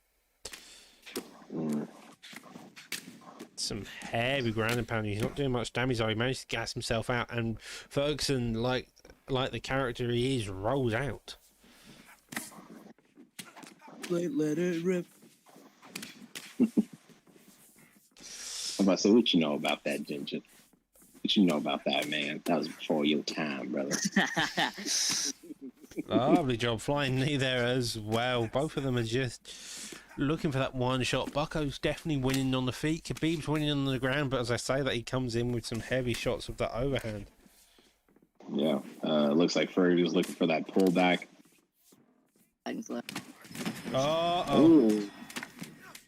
Ooh, that's a lovely job though by Bucko, just managing even whilst rocked.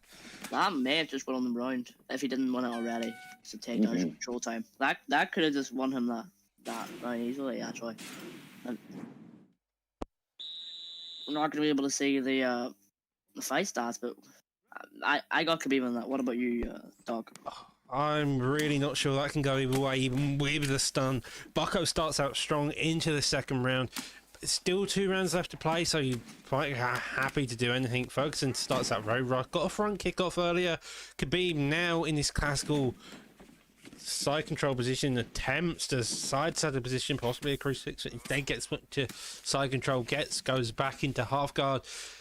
With this being said, it seems like it's going to be a fucking roly-poly match of just Ferguson trying to find position, Khabib trying to hold it down.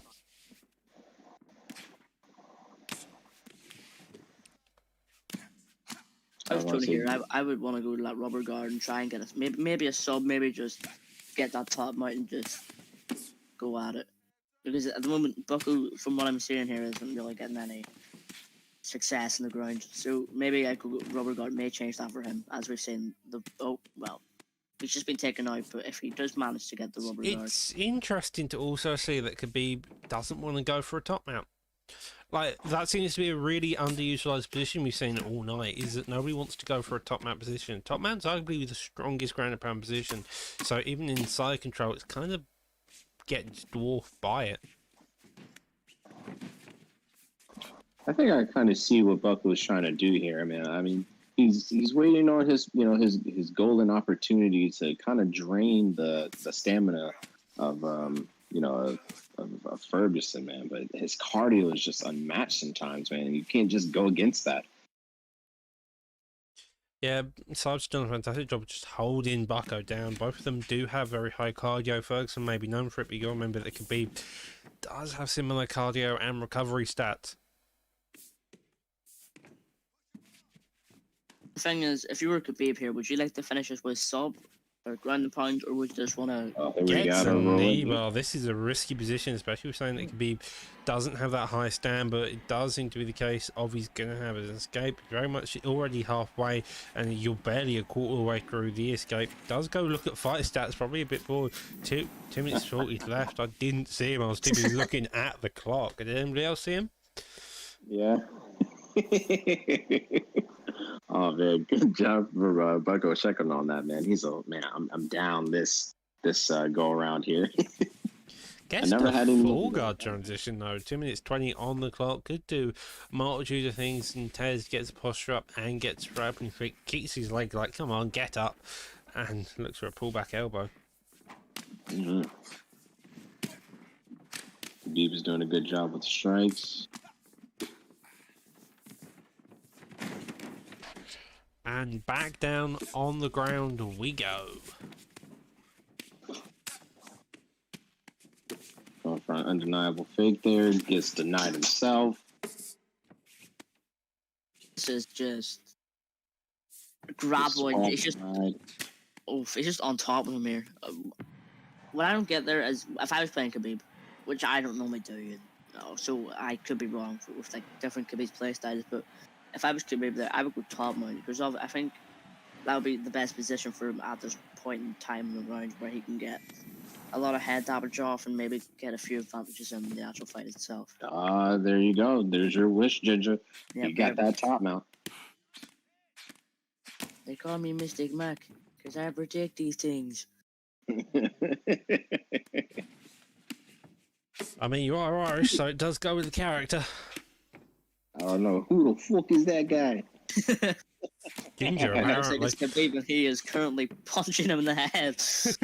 It's just little rabbit punches, just trying to build that GA. There we are with the Ferguson. Nearly done for. That head health is blinking so hard. Managed to transition out of the top mount. I want to see Khabib go back to it and look for that finish, even if it is maybe not to actually watch for another 5 minutes of real time, which we've just worked out. I would say, good job to Bucko to get out of that, out of that dangerous situation that he was just in, because that could have ended very badly for him.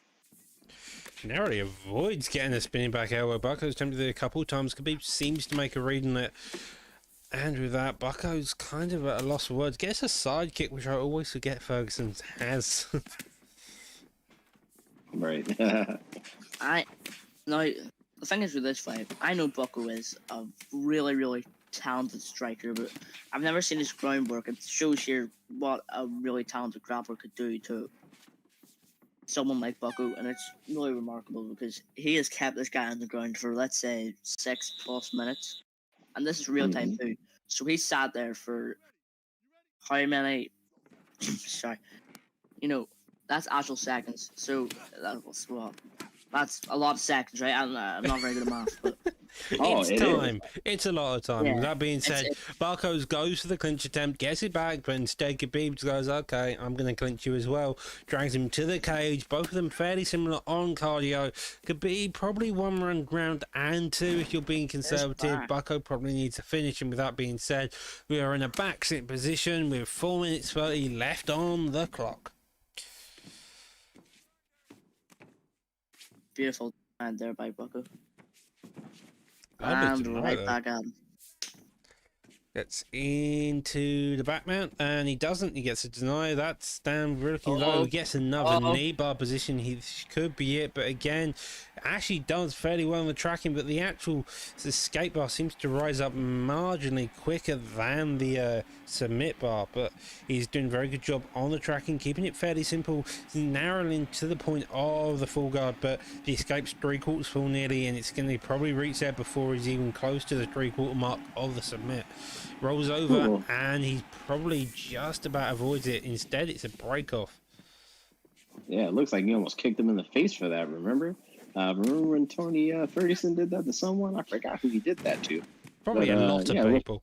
He's kind of insane like that. He kicks metal poles. Yeah, you can't kick anybody in the face because that's illegal in the UFC. He also smiles when he's pouring down with blood. Yes. This is also true. He also ends up in constant bloodbaths, but that's a different story. Anyhow, Khabib is on top in the half guard position, rabbit punching, both of them doing very good, and with 3 minutes left on the clock, I would say this is still all to play for. Khabib probably won round 2. We're not particularly sure on round 1, so this is probably a deciding factor on who wins. Guess the reversal though. Bucko's got a couple of very good just poisonized / just reversal transitions.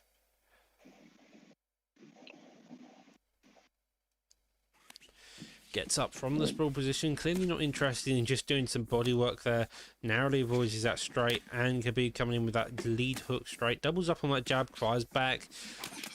Clips him again, gets a gentle stand. That straight by both opponents have been money. That, oh my god, Fergie's nearly dead. Comes back with a power elbow, comes forward and postures up. Lovely job.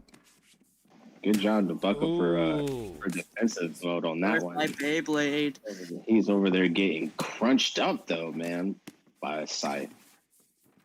You know, this is what the constant push-ups do to someone like Bucko, who's been controlled on the ground, but you know, obviously someone like Saif who has been. He is also winning the stamina advantage here, is Bucko, but again, he just hasn't got room to maneuver. Khabib's been laying on top of him for nearly 14 straight minutes now.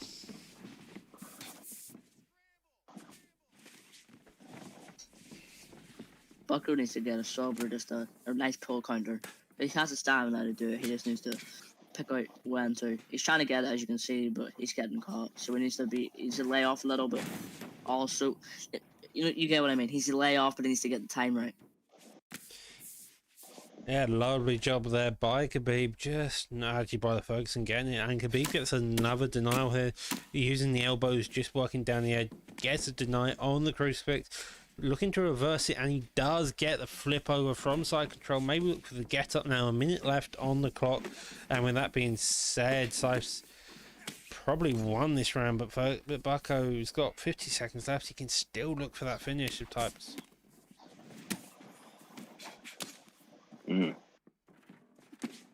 This actually might go the distance, boys. Good job to Bucko for defending that.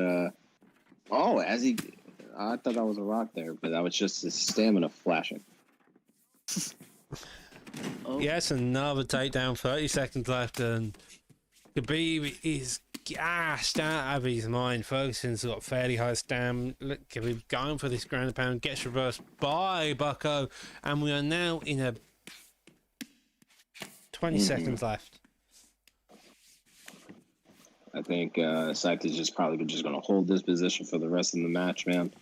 He attempts an armbar, gets a deny, and looks at the fighter stats, happily content in his defeat, I'd imagine. Yeah, man, that was one interesting match, man. First match that reached to the decision. Ferguson almost Ferguson was very close, man. Very, very close. Saif takes the victory with the decision, and with that being said, on to the next. And that completes the feature fight of the prelims, boys. We are on to the main card here. It looks like we got Mr. Milky Joe versus Taz. I This haven't is had the bound to be pleasure a of. fight and a half. Milky Joe's a fantastic striker. Taz is hectic as is, fairly grapply based, but also has that striking to improvise if he needs to. So I'm expecting a very much a grappling based hectic matchup. Oh yeah, man, Taz, man. Me and him, we used to spar quite a bit, and he always used to dominate me of some sort here. So it's going to be interesting, man. He got the Adesanya pick versus the Yan pick on the side of Milky Joe here. I'll say I called Taz a grappler, and he turns out he wants to kick the kickboxer. Apparently, I was incorrect in that assessment. Milky Joe, on the other hand, does have a grappling base if he needs it, but has also got the kick power to compete with Adesanya. The thing about Monkey is, I've played this guy like 5-6 times on ranked. Like his top mount is next level. But it's kind of you said Taz would like to keep it grappling here, but it's a weird choice here with Izzy. And again, the power up of Kovic might just be. And Milky Joe takes it straight down. Lovely job there, getting it down on the ground. Will Milky Joe become in the flow state?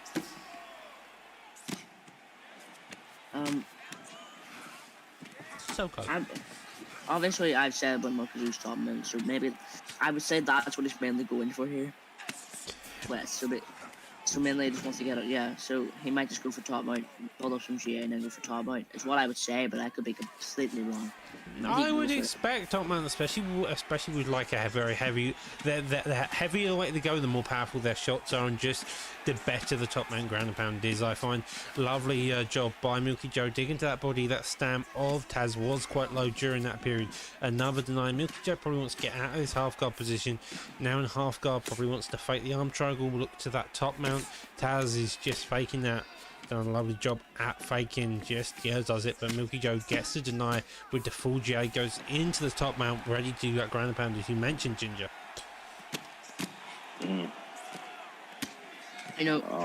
Like I said, this guy's top mount. And he gets out of it straight away. But you need to watch out for that top mount in the future. Wild whip kick combo by Taz. Taz seems a bit flustered. He's been taken down and realizes that he needs to make a comeback within the next 2 minutes or so, but he's unsure how to, so probably just looking for those big shots. Milky Joe digs that body with the power of Blazkowicz. Lovely job there. That's a unique one. Normally she wants to go for the uppercut though, but he went for the body uppercut. I mean, it works. It worked very well, as we saw. I'm not going to knock him for it, obviously. He's got to stall off of it. But yeah. One thing I'll say about those body uppercuts, though, Ginger, I used to do those a lot, man, and they used to gravitate towards the head and towards the bodies, of course, as well too. But you whiff like that, it's very dangerous, man. Like it really takes a good quarter off of the overall health and the stamina when that happens, man. So I'm looking at the body health here, and that's went down a lot. It's went down quite a lot when I hit that body uppercuts. So if he can do more of them, I think it's going to be pretty hard for Monkey Joe to come back. Again, though, he's apart from that one body uppercut, he seems to have controlled the fight. He's whiffing on a couple of these kicks, which isn't good, but he gets a stun, digs down to that body. 10 seconds left, and he is in the corner, digs that leg again, goes for a head kick, body kick, misses the head kick, and both of them are just looking to strike their heads off. I don't know about that one. That was a really even round. It looked even to us, but according to the stats, 97 strikes to Taz, 23 to Milky Joe, with a stunning Milky Joe. So we did get the body stun, so in terms of stam, it may be somewhat similar, but I would definitely say that is Milky Joe's round. Touch of gloves. If I was Taz, what would you guys do here if you were Taz? I would say personally, man, I would say keep using those teep kicks. I feel like if you keep the teep kicks and just kind of do that outside fighting, man, I mean, that's what, Adesanya is, that's what he's gets head kicked in the face with the stun, straight down the middle. Milky Joe's got to be aware of that pullback. is what got him caught on the body uppercut earlier. Digs that body again, fires back to the head. Spinning kick, which lands cleanly just enough. Attempts it, narrowly avoids getting kicked. It went in the face by a question mark, but doesn't get dropped somehow. Stunned by the uppercut. Both of these are hitting hard in the heavyweight division. Pull back counter, just narrowly avoiding there. This is why you tune in the prime time, everyone. Look at this. This is just a brawl between two genuinely good strikers. Jeez, man, this is just, this has just really just been back and forth, man. It's just been crazy action. Jan is trying to land that crazy overhand as he misses the clinch attempt. Taz is just really, he's just doing a good job of surviving, man. But you just got to work more on that body of, of Jan Blachowicz, man, and really get him down.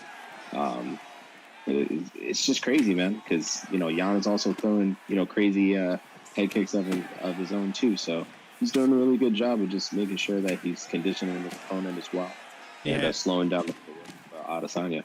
I was going to say, well, Milky Joe's done a fantastic job. He's been doing throwing head kicks, body kicks, leg kicks. He's just been peppering the body all around, so he hasn't really missed any part. As you can see, his head, body, and leg health are all severely suffering. I'm not sure what Taz can do up until this point, Ginger. Any suggestion, any idea on what he could do?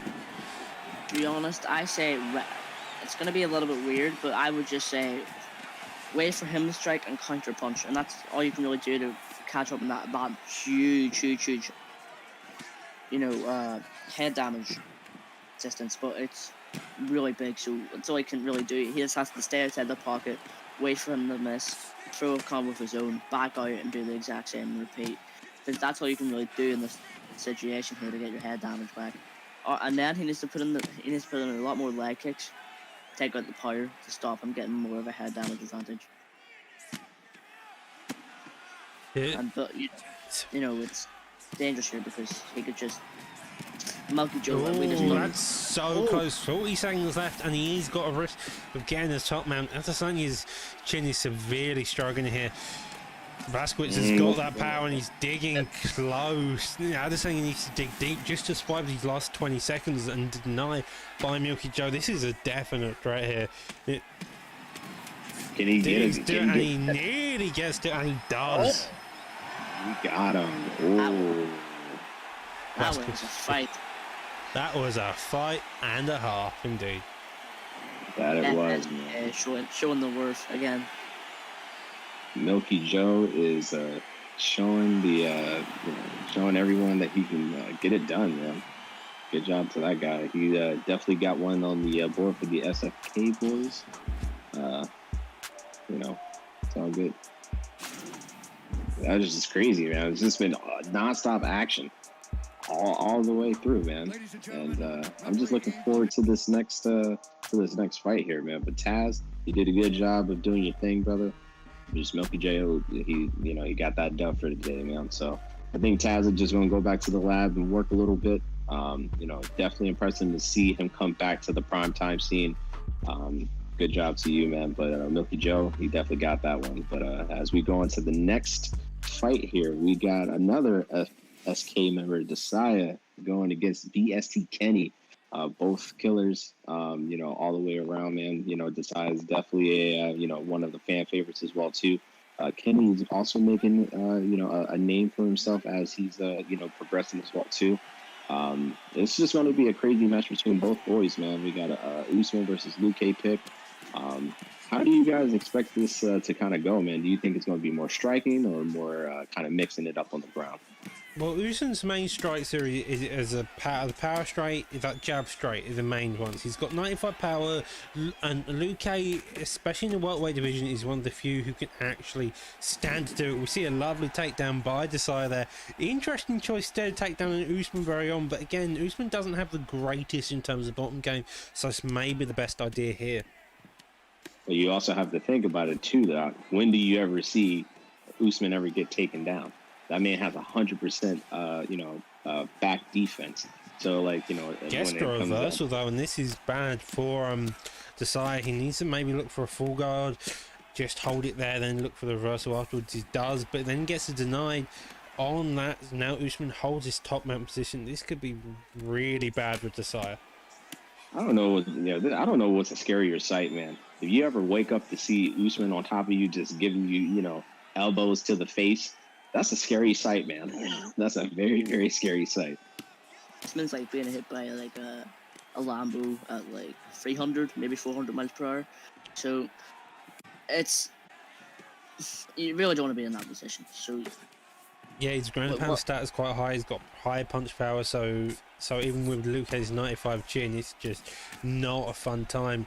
With perks as well, Usman has 100 cardio on the ground, so that's also something to be wary of. Yeah, man. I think just the side just needs to figure out getting off of the ground and getting off of his back.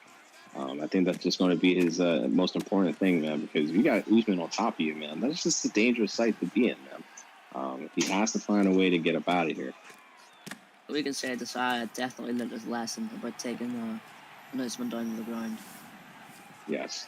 Yes, that is very true. This is what yes, he was struggling on the feet, but I don't think the takedown was the best option here, because for the last 4 minutes or so, this has been the name of the game. Usman's been controlling it, punching Luke in the face, working down that 95 chin to mean it's going to be difficult coming into the second round for anything on the feet to really get traded.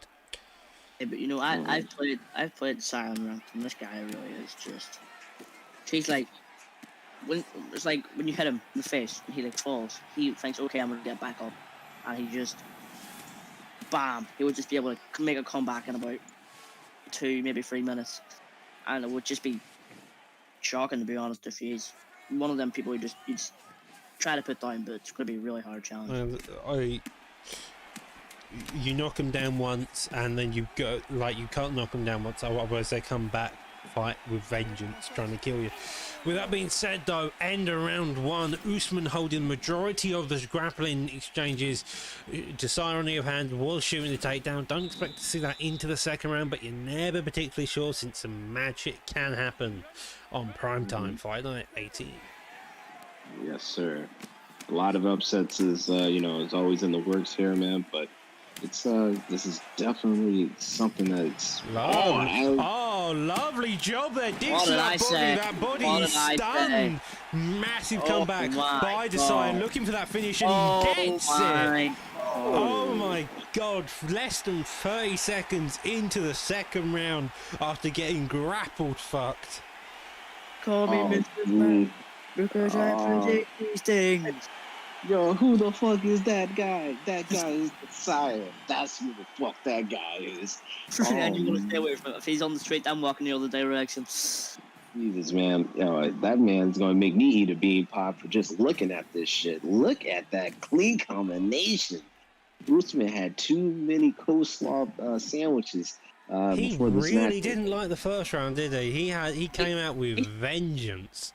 He took that grapple fucking like personally. Like he went out. He goes, no, you're not doing that to me. And, oh man, wow. Jeez, man. I was honestly thinking that that was just gonna go to the whole second round, and and we were gonna go see the decision of some sort. But no, Desai said, no, my guy, we are getting this show on the road here, man. So another dub for FSK. For back-to-back, man. Good job to BS Kenny, for doing his thing, man. But Desai came back and, he solidified that win, and that's why he's a problem, man. You got to respect the man. You got to give respect where it's due. Much love to both guys, man. This is a fight I'm quite excited for. This is Cejudo by KM Dars and Yan by Jendo. No, I've sparred Dars quite a few times. I haven't won any, I think. So that's always good. He is just a wrestler, and he can do it on the feet too. I'll tell you that. But see that takedown straight away. He didn't even fire a shot. He just went straight for a single leg. Cejudo has got the Zabit takedown as well as Yan, so you expect both of them to maybe attempt at any point. Goes in with a striking. Jendo very much staying on the outside. Digs that body early, giving the body snatcher name and name. Yes, sir. My guy Jendo, man, much love to him, man. He's always trying to improve of some sort, man. He's out there doing his thing. Lovely That was denial. very. Yeah, that was a lovely denial by it. Gendo firing uppercuts, very knowing that Dust probably wants to dig to that body out or shoot a takedown. Dust seemingly hunting that takedown quite a bit. Digs that body. Gendo coming back, trying to get that degree and showcasing. But instead, Dust gets a knockdown first. Lovely job there. 3 minutes, 30 seconds left in the round. One knockdown to Dust. A lot of takedown shot by Dust as well, though. Oh. You know Yeah, what? good job for Jendo for getting out of there, but he has to be careful of trying to go to the body of Cejudo, man, because those little T-Rex arms, man, they do justice, man. They do justice. Yeah, this gotta is be careful. a fight right now. This like, Well, just let me finish my sentence. That was a bit rude. That was a bit rude, Darce. Oh, Oh my god. that was just Gendo digging to the body. Dust recognized it, fired the uppercut, and then just got Oh my. No, flung no. against the cage. Jeez. I blinked my eyes. I blinked my eyes once and it was over. What happened? That happened. Oh. A hook to the face man. to end it all. Aye. My leader just Right. got served the coldest beans of the night. My Well, leader. then, That's what happened. apparently your camp is now owned by KM Dust. Jesus. Man. We got right now. What have we got right now? We have got Lou versus the Muffet Man. now. Right. If I can't tell you now, I sparred the Moffat Man quite a few times. That guy is pretty resilient. You know, every time I knocked him down, he got right back up.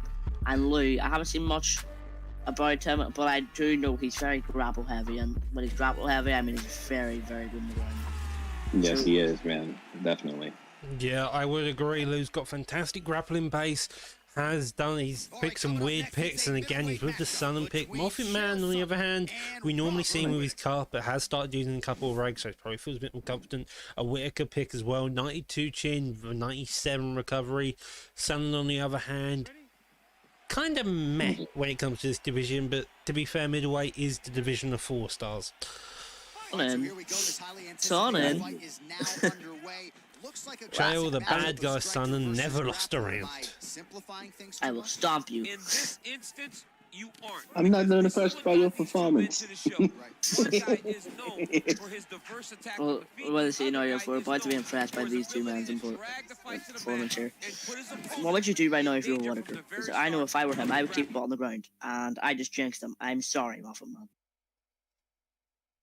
Ugh. Yeah, I would say honestly, with both of these guys, man, I haven't had the pleasure of fighting Anakin, but I have faced off with Moffat Man quite a few times in different leagues.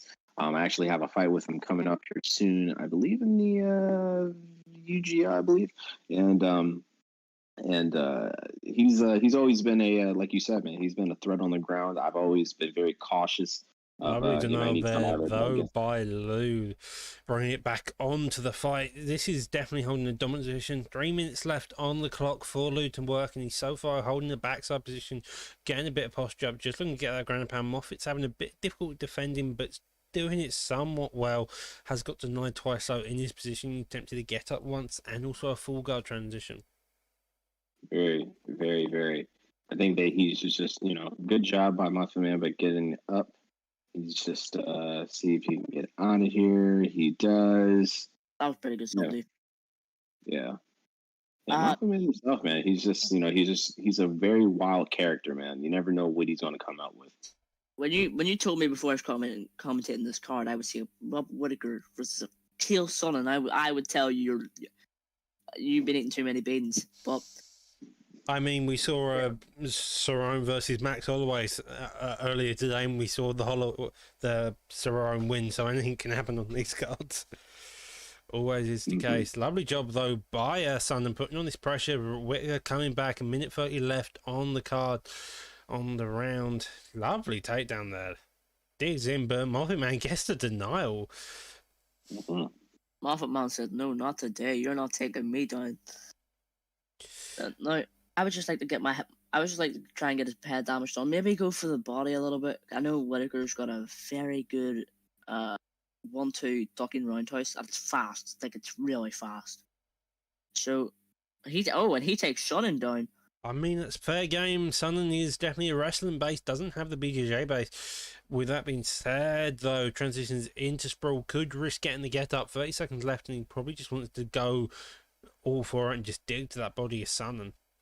Gets the get up, though. Mm-hmm. Goes for the trip, straight back down on Sonnen's back. Going for the ground and pound, just unleashing hell, just trying to do a bit of damage at the very end of the round. Hey, who won that round? Who won that round? I haven't got a clue. I think it was just Moffat, man, because we seen in the game, right? Depending on how many takedowns you deny. 8 significant strikes to 7. That could go either way.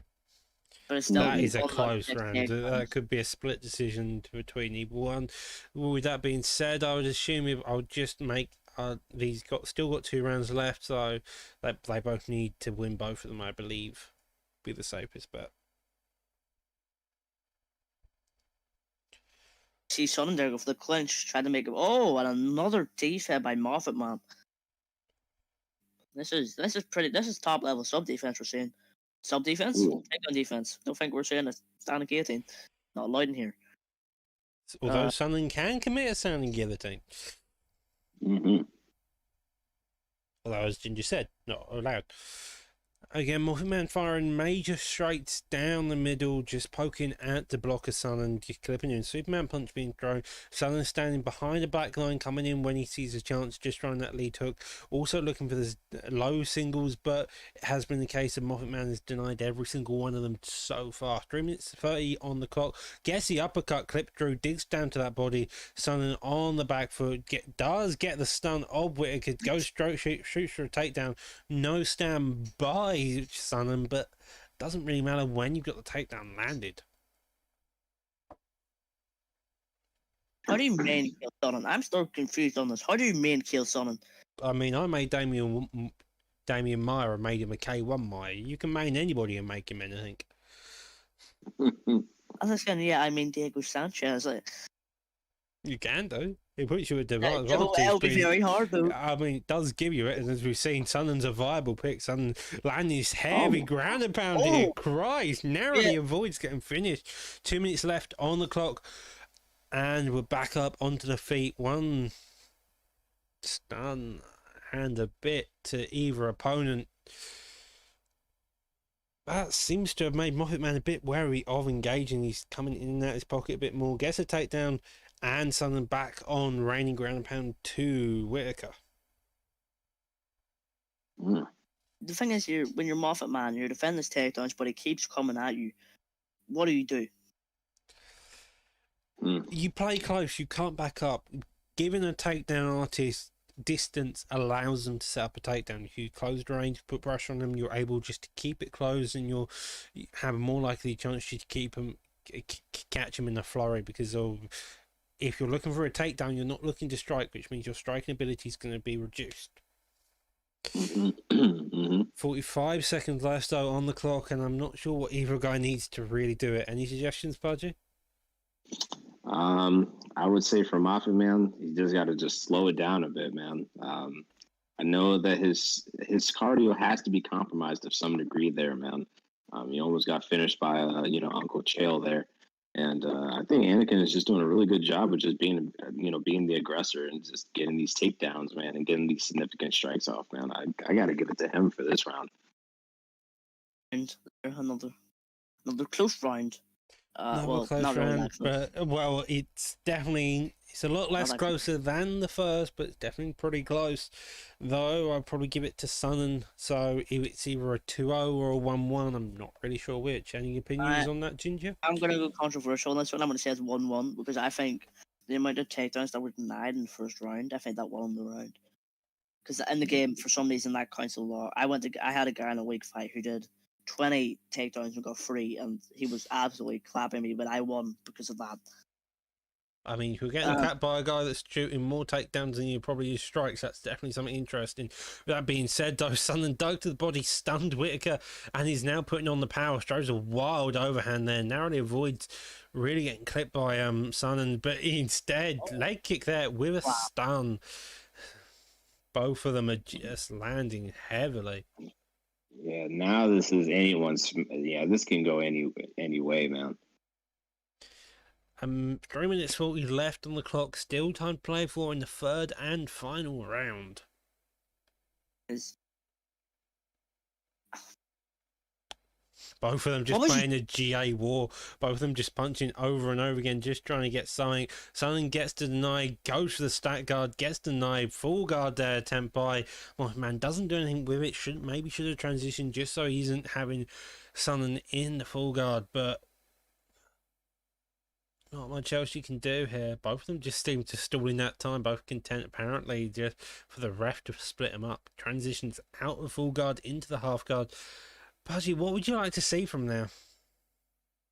I just want to see Mafia Man just come out on top, man. I just feel like he can, if he can get this back on the feet, man. I think that he would have a good chance, man.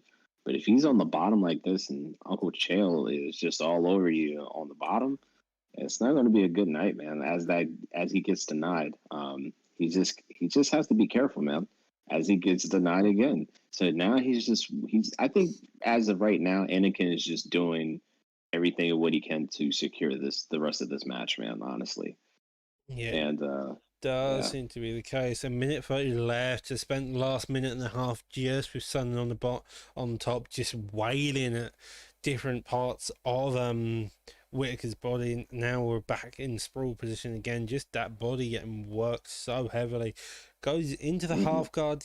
Moffat Mans needs a get up. He needs something. He can't just sit here on the bottom. Gets a reversal into top. Exactly what he needed. Maybe need to get a break or just something. 50 seconds left on the clock, and he needs something. Maybe just to differentiate it. But he seems gets to get up though. Anakin's the one who decides that he wants to keep it on the feet for the last 30 seconds. There's a fight again where it's fighter.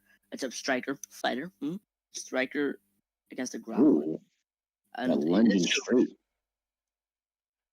Though I think I thought it was a bit weird that Anakin engaged the get up there when he was completely dominant in the feet. It goes to decision. Only our second decision of the night, but it's still all to play for. Nobody's particularly sure who won it. You would assume Sonnen did, but you don't know how the judges score for this stuff. The takedowns. I think the amount of takedowns tonight there, I think that ruined him. I mean, did land a lot of clean takedowns as well. It was a fairly close contested fight on all fronts. Strikes, takedowns, control time, and just the general damage done by both opponents. Alright, let's see, boys. Drum roll, please. Yeah, the look on Rob's face, man. It ain't looking too hot. It ain't looking too jolly. And it is Chael Sonnen for the victory. Most likely won round 2 and 3, I would say. Yeah, it looks like it looks like just unfortunately Mafia Man just couldn't get it done. He did have some very, very crucial moments in that whole round there, but hey, Uncle Rob. Well, I was gonna say Uncle Rob. Uncle Chael got it done here. Good job, Delu, to get that win. So we are moving on to the next fight. That's actually me against Mr. Satchmo. I'm actually going to step out of the booth here. I'm going to go drink some bean smoothies real quick, and I'll see you guys in a little bit here. Satchmo, and with that being said, I think me and Ginger will continue on as you fight Satchmo Joe. Let's see who they pick here. We have an Oliveira versus Poirier. Satchmo going for the Oliveira, Pudgy going for the Poirier. And the thing is about Poirier, they're both two very, very well-rounded fighters. I would definitely give Poirier the striking advantage, though. Oliveira's quite long, he's quite sticky, he's more focused on the kicks, he's more just a jiu-jitsu guy. Poirier, on the other hand, as Bruce Buffer once introduced him with the thug jitsu, he can punch you in the face and he can grapple pretty bloody well. Starts out very gentle. Again, Satchmo slipping on the inside, clipping him. You do? What would you do if you're a Pudgy here? Would you go for the body? Would you go for the head? Would you take it down? Would I think you? you could go anywhere. You could kick the legs out. You can just. I think you want to just do the scattergun technique in this case, especially with someone like Oliveira. You're not really sure where he's going to open himself up, so probably just scattergun from top to bottom, and just hope you find something that actually lands cleanly. Sachimo seems just to be very much content at poking, narrowly avoids that clipping you with an uppercut, clinches up, and a couple knees to the head. Probably going to look for a takedown within the next minute or so. Oh, you're right. God, I'm here with these strikes. Now, the thing is, that's what you kind of need to do against the Poirier. You need to clinch, you need to work on the body, you need to do anything you can against the Poirier, because Poiriers are so well rounded. And Oliveira's is really well rounded as well. Don't get me wrong, but Poirier is just at another level. Yeah, I would agree. Poirier is another level, but again, Oliveira is champ for a reason. It's definitely for more the grappling base, and I would say the striking. Poirier, on the other hand, has got very heavy hands. Just saying here, but Sachmo's landed a lot of clean strikes to the head of Poirier, but Yeah, Sachimo has landed that slip uppercut again. It's a lovely job. Digs that body again with a body kick. This has so far been Pudgy's been trying to land, but Sachimo's been in, out, just poking and prodding, just landing any clean shots he can. So what I think Pudgy needs to stop, he's opening every combo with the jab. That's what needs to stop. It is. I would have expected Pudgy to go more of a Paul Felder pick, as that's his 4-star main in this ring, but obviously against Oliveira, all you can really do is go Poirier. And Lovely denial there of the takedown. First one shot, I think, within the last 4.5 minutes or so. Sidekick dodge. Pudgy digs down the body, trying to earn his degree in body snatching.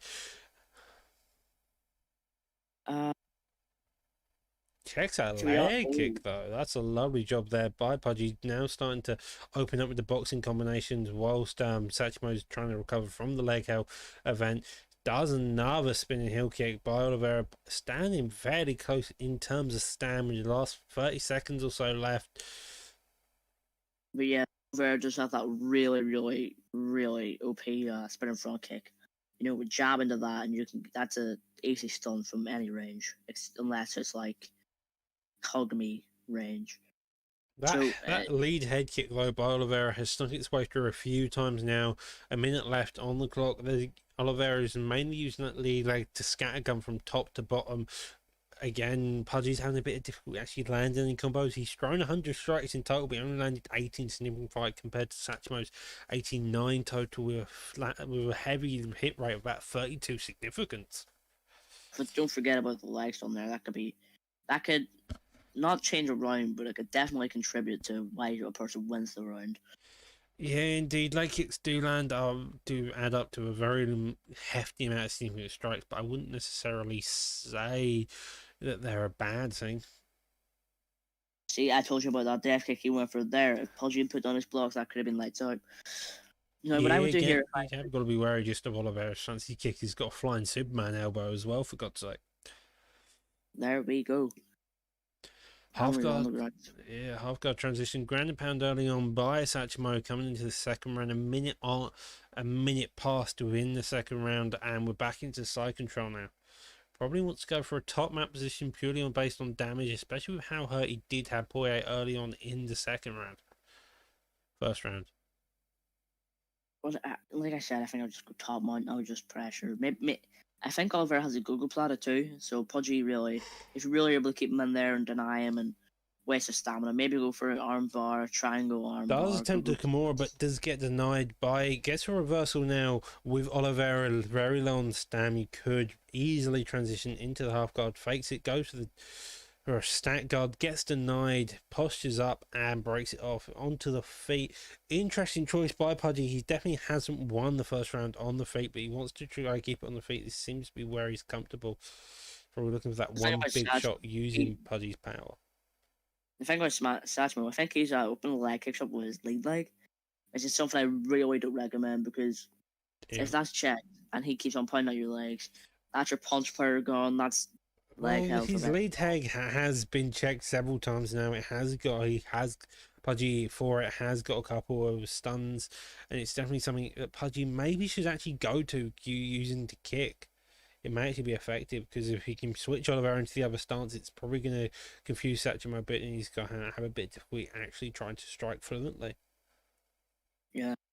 Oh, and in my opinion, that should have been a stun, but it was a lovely pull uppercut there by Satchmo. Did use the weaker uppercut of the lead instead of the rear. I find that the rear uppercut normally allows the stun to happen a bit more than the lead. Right. I think Pudgy needs to stop letting him lay into his block, lay in his head. Maybe, that was a pretty good combo there. Body straight up, back up to the head. He's trying to confuse him where he's trying to go. And it shows, and it's really working out. Lovely job there with the stun. Kicks under, dodges the head kick of death, as you said, digs the body afterwards, and this is a back and forth fight already. Satchmo putting on this pressure. Pudgy on the back foot, still got the power of Poirier on his side. Shoots for a takedown, sprawls it instead. 30 seconds left on the clock. Gets back up on the feet, and Poirier probably wants to stun or some type of something to push around into his favour. Otherwise, he's most likely 2 rounds down coming into the third. You really need to get that sober or KO with your Pudgy, because he needs a finish for you certain. can tell he's struggling. He's badly. Really struggling here. Poirier so far has had difficulties just trying to land shots. The shots he has landed have been powerful, they've been clean, but that's 37 to 11 total strikes landed. It's just a case of Oliveira's so long, he's so difficult to get on the inside with, and Satchmo's done a fantastic job at just using that to his advantage. These two are just two really, really talented players in this game. And it really shows you how much high level people play this game and how they do it. And it really is just entertaining. And when I realized with Pudgy, he really needs a momentum. Oh, that body shot by Satchmo there, digging to that body. Now I didn't realize how damaged it was. Flying knee of doom by it, and he gets a finish off it. That was nice. That was an impressive job by Satchmo, getting that finish in a clean and timely fashion into the beginnings of the third round. That was a pretty that could have been performance of the night right there. That was KO of the night, quite possibly. Yeah. Well, that was dominant. That was he showed his worth there. There was no upsets. There was no close fights. That was 10-9 each round. But Pudgy will be back. We all know that. Pudgy is one of them people, he loses, but he'll get back up again. But Satchmo, that was a really dominant win there, and that was really well done. Man, too Pudgy's many woken up from his little sandwiches. nap. Yeah, I'm doing all right. Mr. Satchmo, good fights to you, man. We've been talking a lot of shit in the chat here, but my man's really he got me. So we'll definitely run that back in the future, man. Definitely know that there will be a part 2. But I'll be back, man. I've been down for a little bit, but you know what? It's all good, man. I'm still one of the fan favorites. I appreciate everyone who always appreciates the good scraps, man. But my man Satch definitely got the dub tonight, so good job to that guy. All right, well now we move on to Mr. AJ versus EK Issues. Obviously, when you see EK in front of a name, you think, oh no. Right, that's my instinct. I think, oh no, run. But let's see if let's see what Mr. AJ can do here. We have got a Cody Garbrandt versus a Rob Font. That's a risky pick by EK Issues. That chin's going to be a massive compromise. Font has got the power to trade with Cody. He's also got a 95 chin, but Cody does hit like a truck and a half. Yeah, man. These are like two matchups colliding, man. You got the power of Rob Font, and then you got the power of Cody, man. Like, you just can't go wrong with either one, because Cody just has the speed, the power, but Rob Font, man, he just has the resilience, man. It's just a slugfest. Yeah, but the thing is about Rob Font, people argue that he is the better version of a Garbrandt in game. He is I'm not trying to start any MMA debates about them things, but in game, people say he is the better version of Garbrandt, so it's really just down the scale here on the EKSU side. With that being said, though, he slips on the inside of it, digs up and just digs deep to get an early knockdown. Comes back, knocks him down. AJ narrowly avoids getting finished. This is so far Issue's fight. He's landed so clean with the power of Garbrandt, and he's risking it all just to get a KO. That uppercut with the straight is just money for him. And look at the stamina game. He's winning the stamina game. That is... Whoa. He's doing perfect here. He's putting the pressure on him, but also backing out when he needs to. Getting the head damage in. At the moment, he has more head damage than Rob Font. So basically, he's in the really big advantage here. Yeah, Issues is coming in hot here. He is just tearing it up. Digs there and just again. AJ manages to get one uppercut there, slips under the slip hook, digs to the body afterwards, digs to the body again with the body kick. Both of them are trading shots, but again, Garbrandt early on with those knockdowns definitely taken around unless AJ can start landing some shots and take it back. He's in that. He's in that co main event for a reason, you know. He's really high up the card for a reason. He's shown his worth. He knows what he can do and how he can do it. But again, Issues is just dropping bombs, man, and doing them in style. Jeez, man, this is just a striking between both guys here. I don't see this going to the distance at all, man. Someone's definitely going to get knocked the fuck out. As Font takes him down to the ground for the first time today. Which is definitely impressive for saying that what I recently found out is Font has no takedowns. He has none. None? No, he has no turning takedowns to the point where it's pretty impressive. Interesting. But he does have submissions though. Yeah, he does. It's an interesting case of he's been taken down, he's subbed some people, and I say that, and Cody has just nearly knocked him out, raining down heavy ground and pound, and he narrowly avoids getting finished. Oh! That is the definition of being saved by the bell. Oh man! Yeah, he puts that hand in, he can't get past this. Yeah, Cody G was going in for the kill, y'all. That's what he was looking You'd to do. imagine Issues is pissed by that, and he's probably looking to come back with the finish. Already down hard, digging for that pull uppercut. Font landed that rear hook a couple of times now. Switch body kick to that body. Has that body's getting decently low. Clips on the straight. Font's head health is blinking after like 1 or 2 shots of Garbrandt, so this is definitely to beware. 1 or 2 shots, man, can change the whole dynamic of this game, man. You could be winning all season, and then it just takes that one fuck up, and then that's it, man. Digs to that body afterwards, goes in really deep. Switch kick there, digs him, catches that a second switch kick, but this is risky for both opponents now. Yeah, EK Issues, man. He has to be careful. He's doing a really good job of stunning Font. If Font has that power, he can just rock you right back, man. You gotta be careful, man. Don't get too cocky. Keep doing what you're doing. I think he's doing a really good job of just kind of playing that outside, really mixing it up there. But he just has to. Just lovely job there, digging to that body. That's done there. If he gets a couple of clean shots to that body, he's going to be risky. Ginger, who do you think's winning this round? In fact, it's been hectic, and we still got 3 minutes left. Cartwheel kick 5 off there. Oh, probably what's happening, to be honest with you.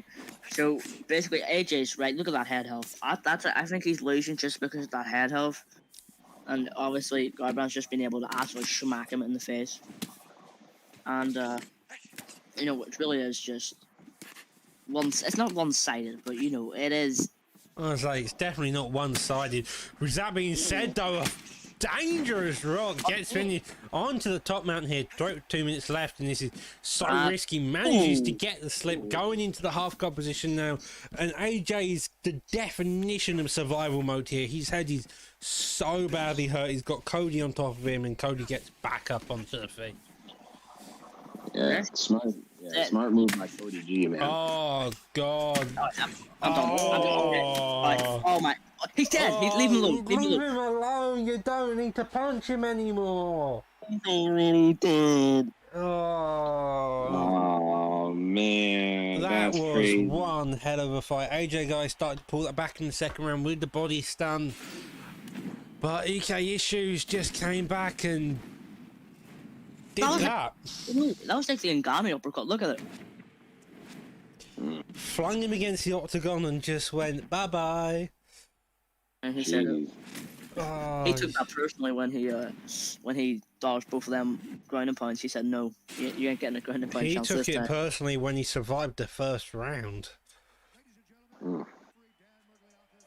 Man, good job to both guys, man. Holy shit, that was one hell of a match, man. That was very back and forth. You know, we thought that EK Issues was going to go down at some point, man, because he kept getting body rocked. But man, good job for EK Issues pulling that one. The two fights we've all been waiting for. The co-main event in LW Jaquise and Spartan War. I don't know much about these guys. 3 fight win streaks.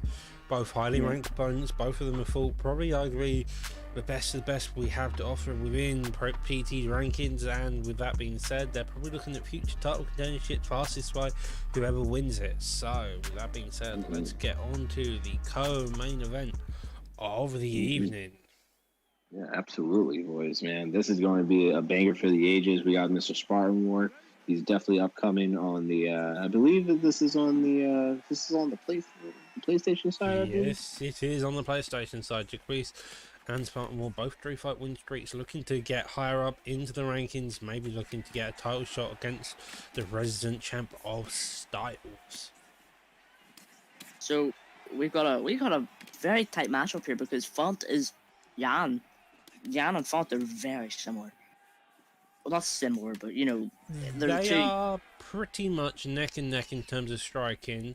Grappling, I would definitely give in terms of Jan purely based on takedowns, but Jan, as we can see there, the Oscar Gari trip being fired out, lovely clean sweep by Jaquise, holding the side control position, waiting patiently for the movement to get a deny.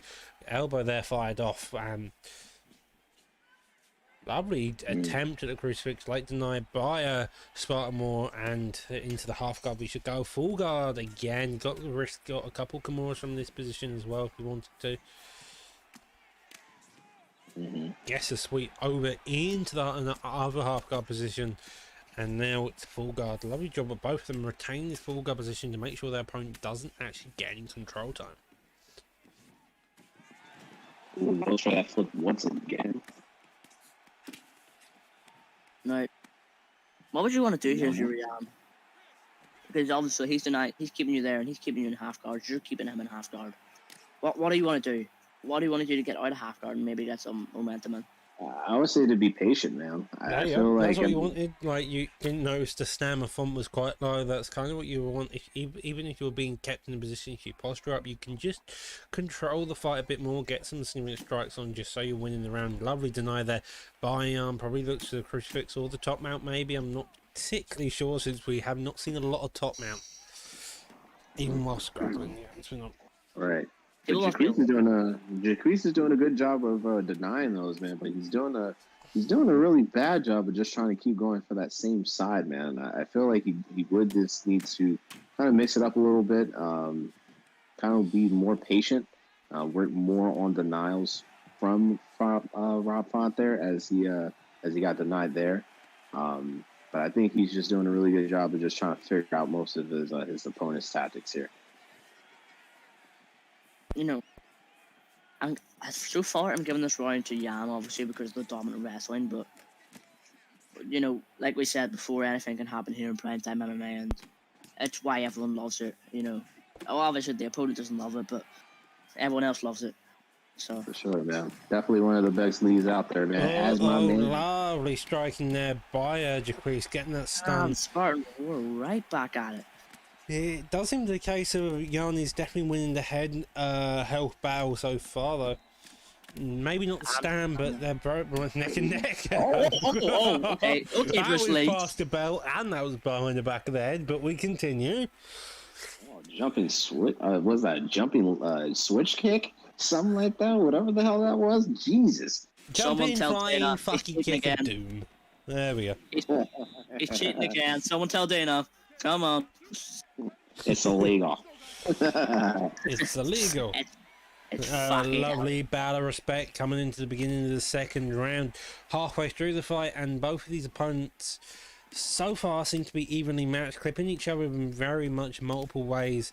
Digs down to that body, uppercut fired off, narrowly missed, trading into the pocket, both of them trying to kill one another. And with that being said, it seems to be very much evenly matched. Very.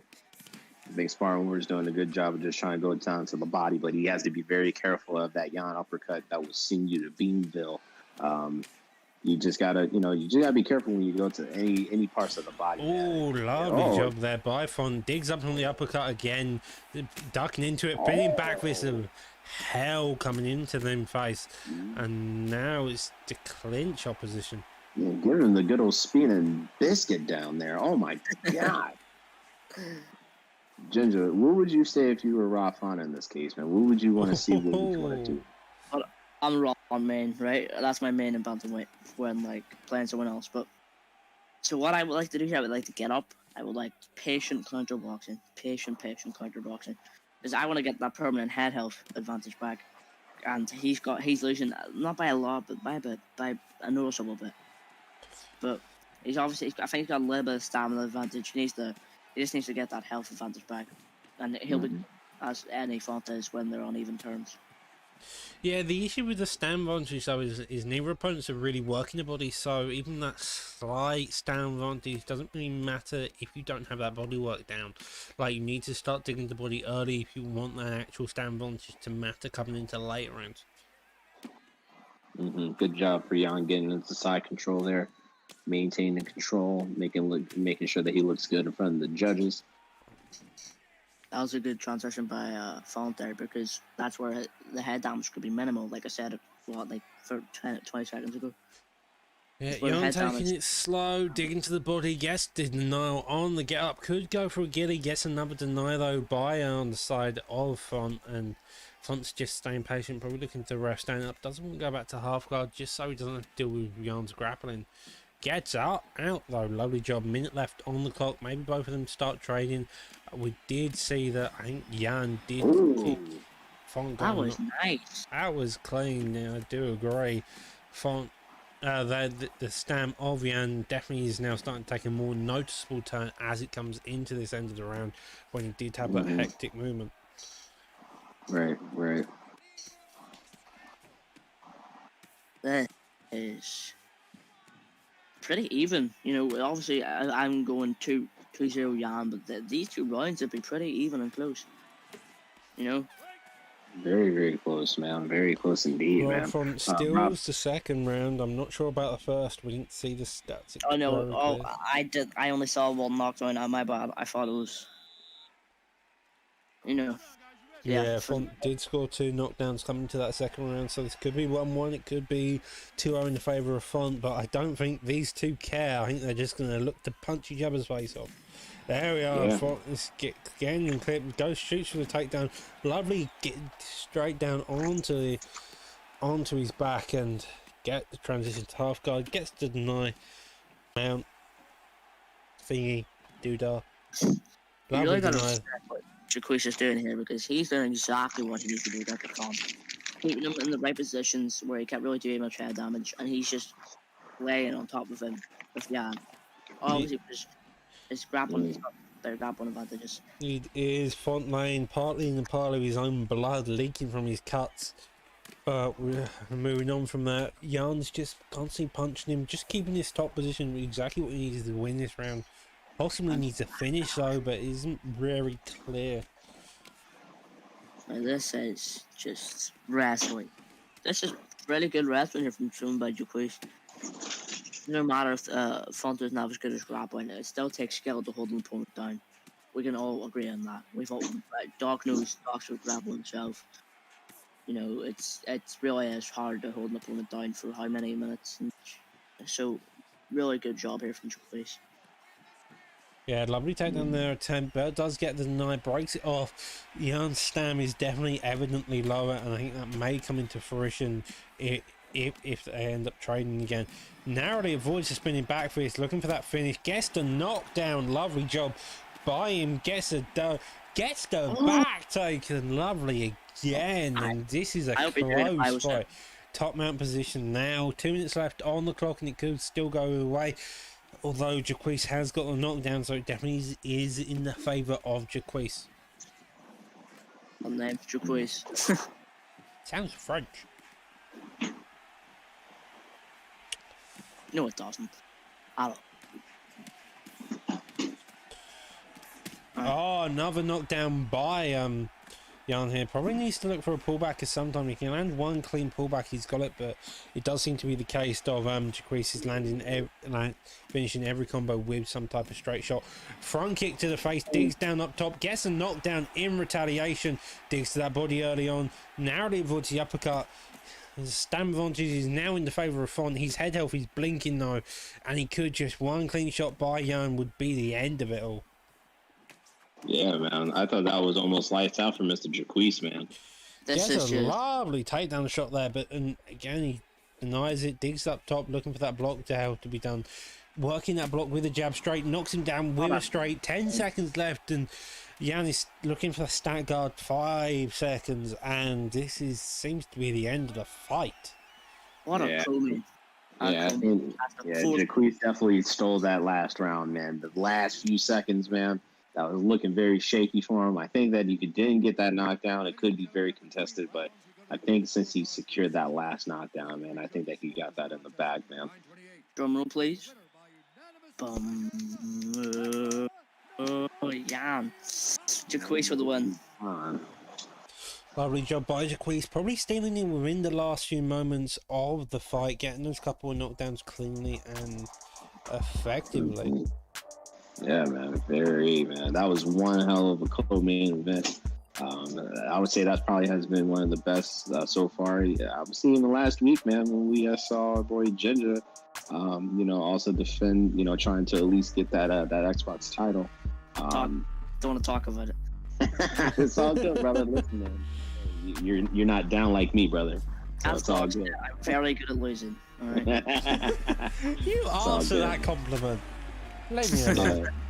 No, Ginger's full of shit, man. He's full of shit, man. As we roll on to the main event of the evening, the fight we've all been waiting for. Guns versus Fadinator. Guns currently undefeated in Season 2. Fadinator having fights under his belt like Trixie, who has remained the undefeated pound-for-pound GOAT on the Xbox title. Both Robert Whittaker, 5 rounds to go. Could all end in the first minute, you never know. With that, let's the fight begin. Yeah, man, this is going to be very interesting, man. We got 2 strikers.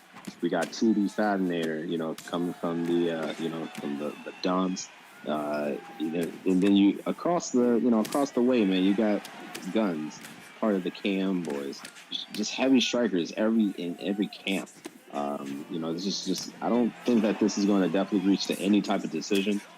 Boys is just going to be coming out here just swinging for the fences. It's just going to be a crazy even match, man, especially when you've got a mirror match of Rob Whittaker. I'm just going to call it now before anyone else says anything. I'm saying knockout in at least 3 rounds. Or 3 rounds is all it's going to take. Because I know these boys, right? I played Guns in a league match and I've watched Fadinator for a few months. Fadinator is just a really heavy pressure busher. He knows exactly what punches to throw at exactly what time. Narrowly, boys, it gets a stun there. You may not need 3 rounds, you may just need 1. The lovely head movement by Guns, narrowly avoiding the shots by Fad. Fad getting that side kick, now putting Guns on the back foot. 3 minutes into the round, and it's already looks like going in the favour of Fad. Lovely slip by Guns. Fad still putting on his pressure.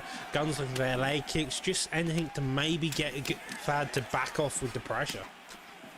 Yeah, man, but Badge is just doing a good job of just keeping him, close to that cage, man, getting that grapple advantage going, man. A lot of people, like I said, man, a lot of people don't know when you're behind those black lines and you block, you're already giving your... lovely job. Doubling up on the uppercuts with the stun, and now Fad's perfectly aware of it. Oh, geez, man, made me eat my words there, man. Gun said, fuck that. There's no grapple advantage there. Lovely job there. How hasn't Fad been knocked down there? 1 minute 40 left on the clock. Definitely leans towards the favour of Guns, getting the 2 stuns early on in between after getting stunned himself. But Fad retaliates, gets a knockdown as well. Lovely job. This may not even make it out of the first round. It could be done in 2 rounds instead of 3, Ginge. You know, we've seen KM here go 2-0 today. Could Fad need to be the one to stop that, or could KM Guns prevail and make that 3-0? Oh, lovely pullback upper ball there. Man, this is just nuts within itself, man. Jeez, it's just so much action even just within the first couple of seconds of this round here, man. It was just electric. Indeed, Guns attempts to take down, gets denied though. Fad now dig into that body, digs to the head, goes for the block and doesn't get any uppercuts, digs to that with the knee now. Guns has been constantly on the pressure bag. He has got a couple stuns, but he has been knocked down, so this is a tough fight to do. Gets payback and now gets a knockdown. Ooh, these boys is not. I don't know who won that round. Every time every time the stun happened, the other got a stun. Every time a knockdown happened, the other got a knockdown. I'm just gonna call that as an even. Yeah, I could go either way. With that being said, into the second round, both of these have been non-stop action-packed of the first round. Let's see if it continues. Oh, good job for Fad to go ahead and go with that uppercut there to the body.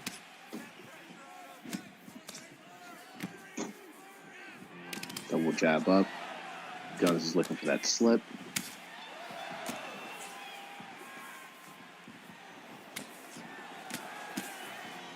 Goes to that body again. Head kick fired by Guns. Finally, it fires another head kick back. So you get block overcommitted. That block's getting somewhat low by Fad, but that body stun digs that body afterwards, gets the block, digs the uppercut on top. And this definitely seems to be a sort of Fad starting to run away with it. Gets the head stun for Guns fires back, but Fad just blocking every shot he fires. Ginge, if I'm Guns here, what do? He's trapped against the back rope and he just can't seem to escape the ferocity of Fad here. That body shot. That body shot is very crucial. Knockdown there, that block overcommitted, digs that body, comes up low. Head health and body are seriously low. That stamina is now low as well. 2 minutes 30 left on the clock, and this is all just Guns just trying to fight, just to fight longer. And he gets knocked out. Oh, Fad in there said, fuck that. Fad came in there tearing. He doesn't want to win that lose streak. Now entering onto a 4-fight win streak, giving Guns his first loss of season 2. Man, good job of Fad in there to come back with that win. There is some very, very crucial, very crucial moments when he was, he was very hurt. Man, Guns did a really good job of keeping on that pressure, man. And he was just doing his thing, but Fadinator, man, he just put on for the TD boys this go around here, and he secured that win. I would say honestly, man, Ginger, you better go against this man. I think that you have a good chance of going against Fadinator, bro. I would say next time, next card, set it up, Doc. You can do it, brother. Nah, Fadinator's looking like an arse killer. He just did not non-stop. Close first round, but then he ran away within the second. Lovely job. Moving on to the other cards, you had that co-main, which was just non-stop action. Rather, the entire card was non-stop action. But, it was very... but with the end of the main event, that is us done. We'll be back on Wednesday with Fight Club 4. That's been me, Dr. Pudgy, and Ginge for the Primetime commentary team. Have fun. Yo, peace out, guys. Have a good day.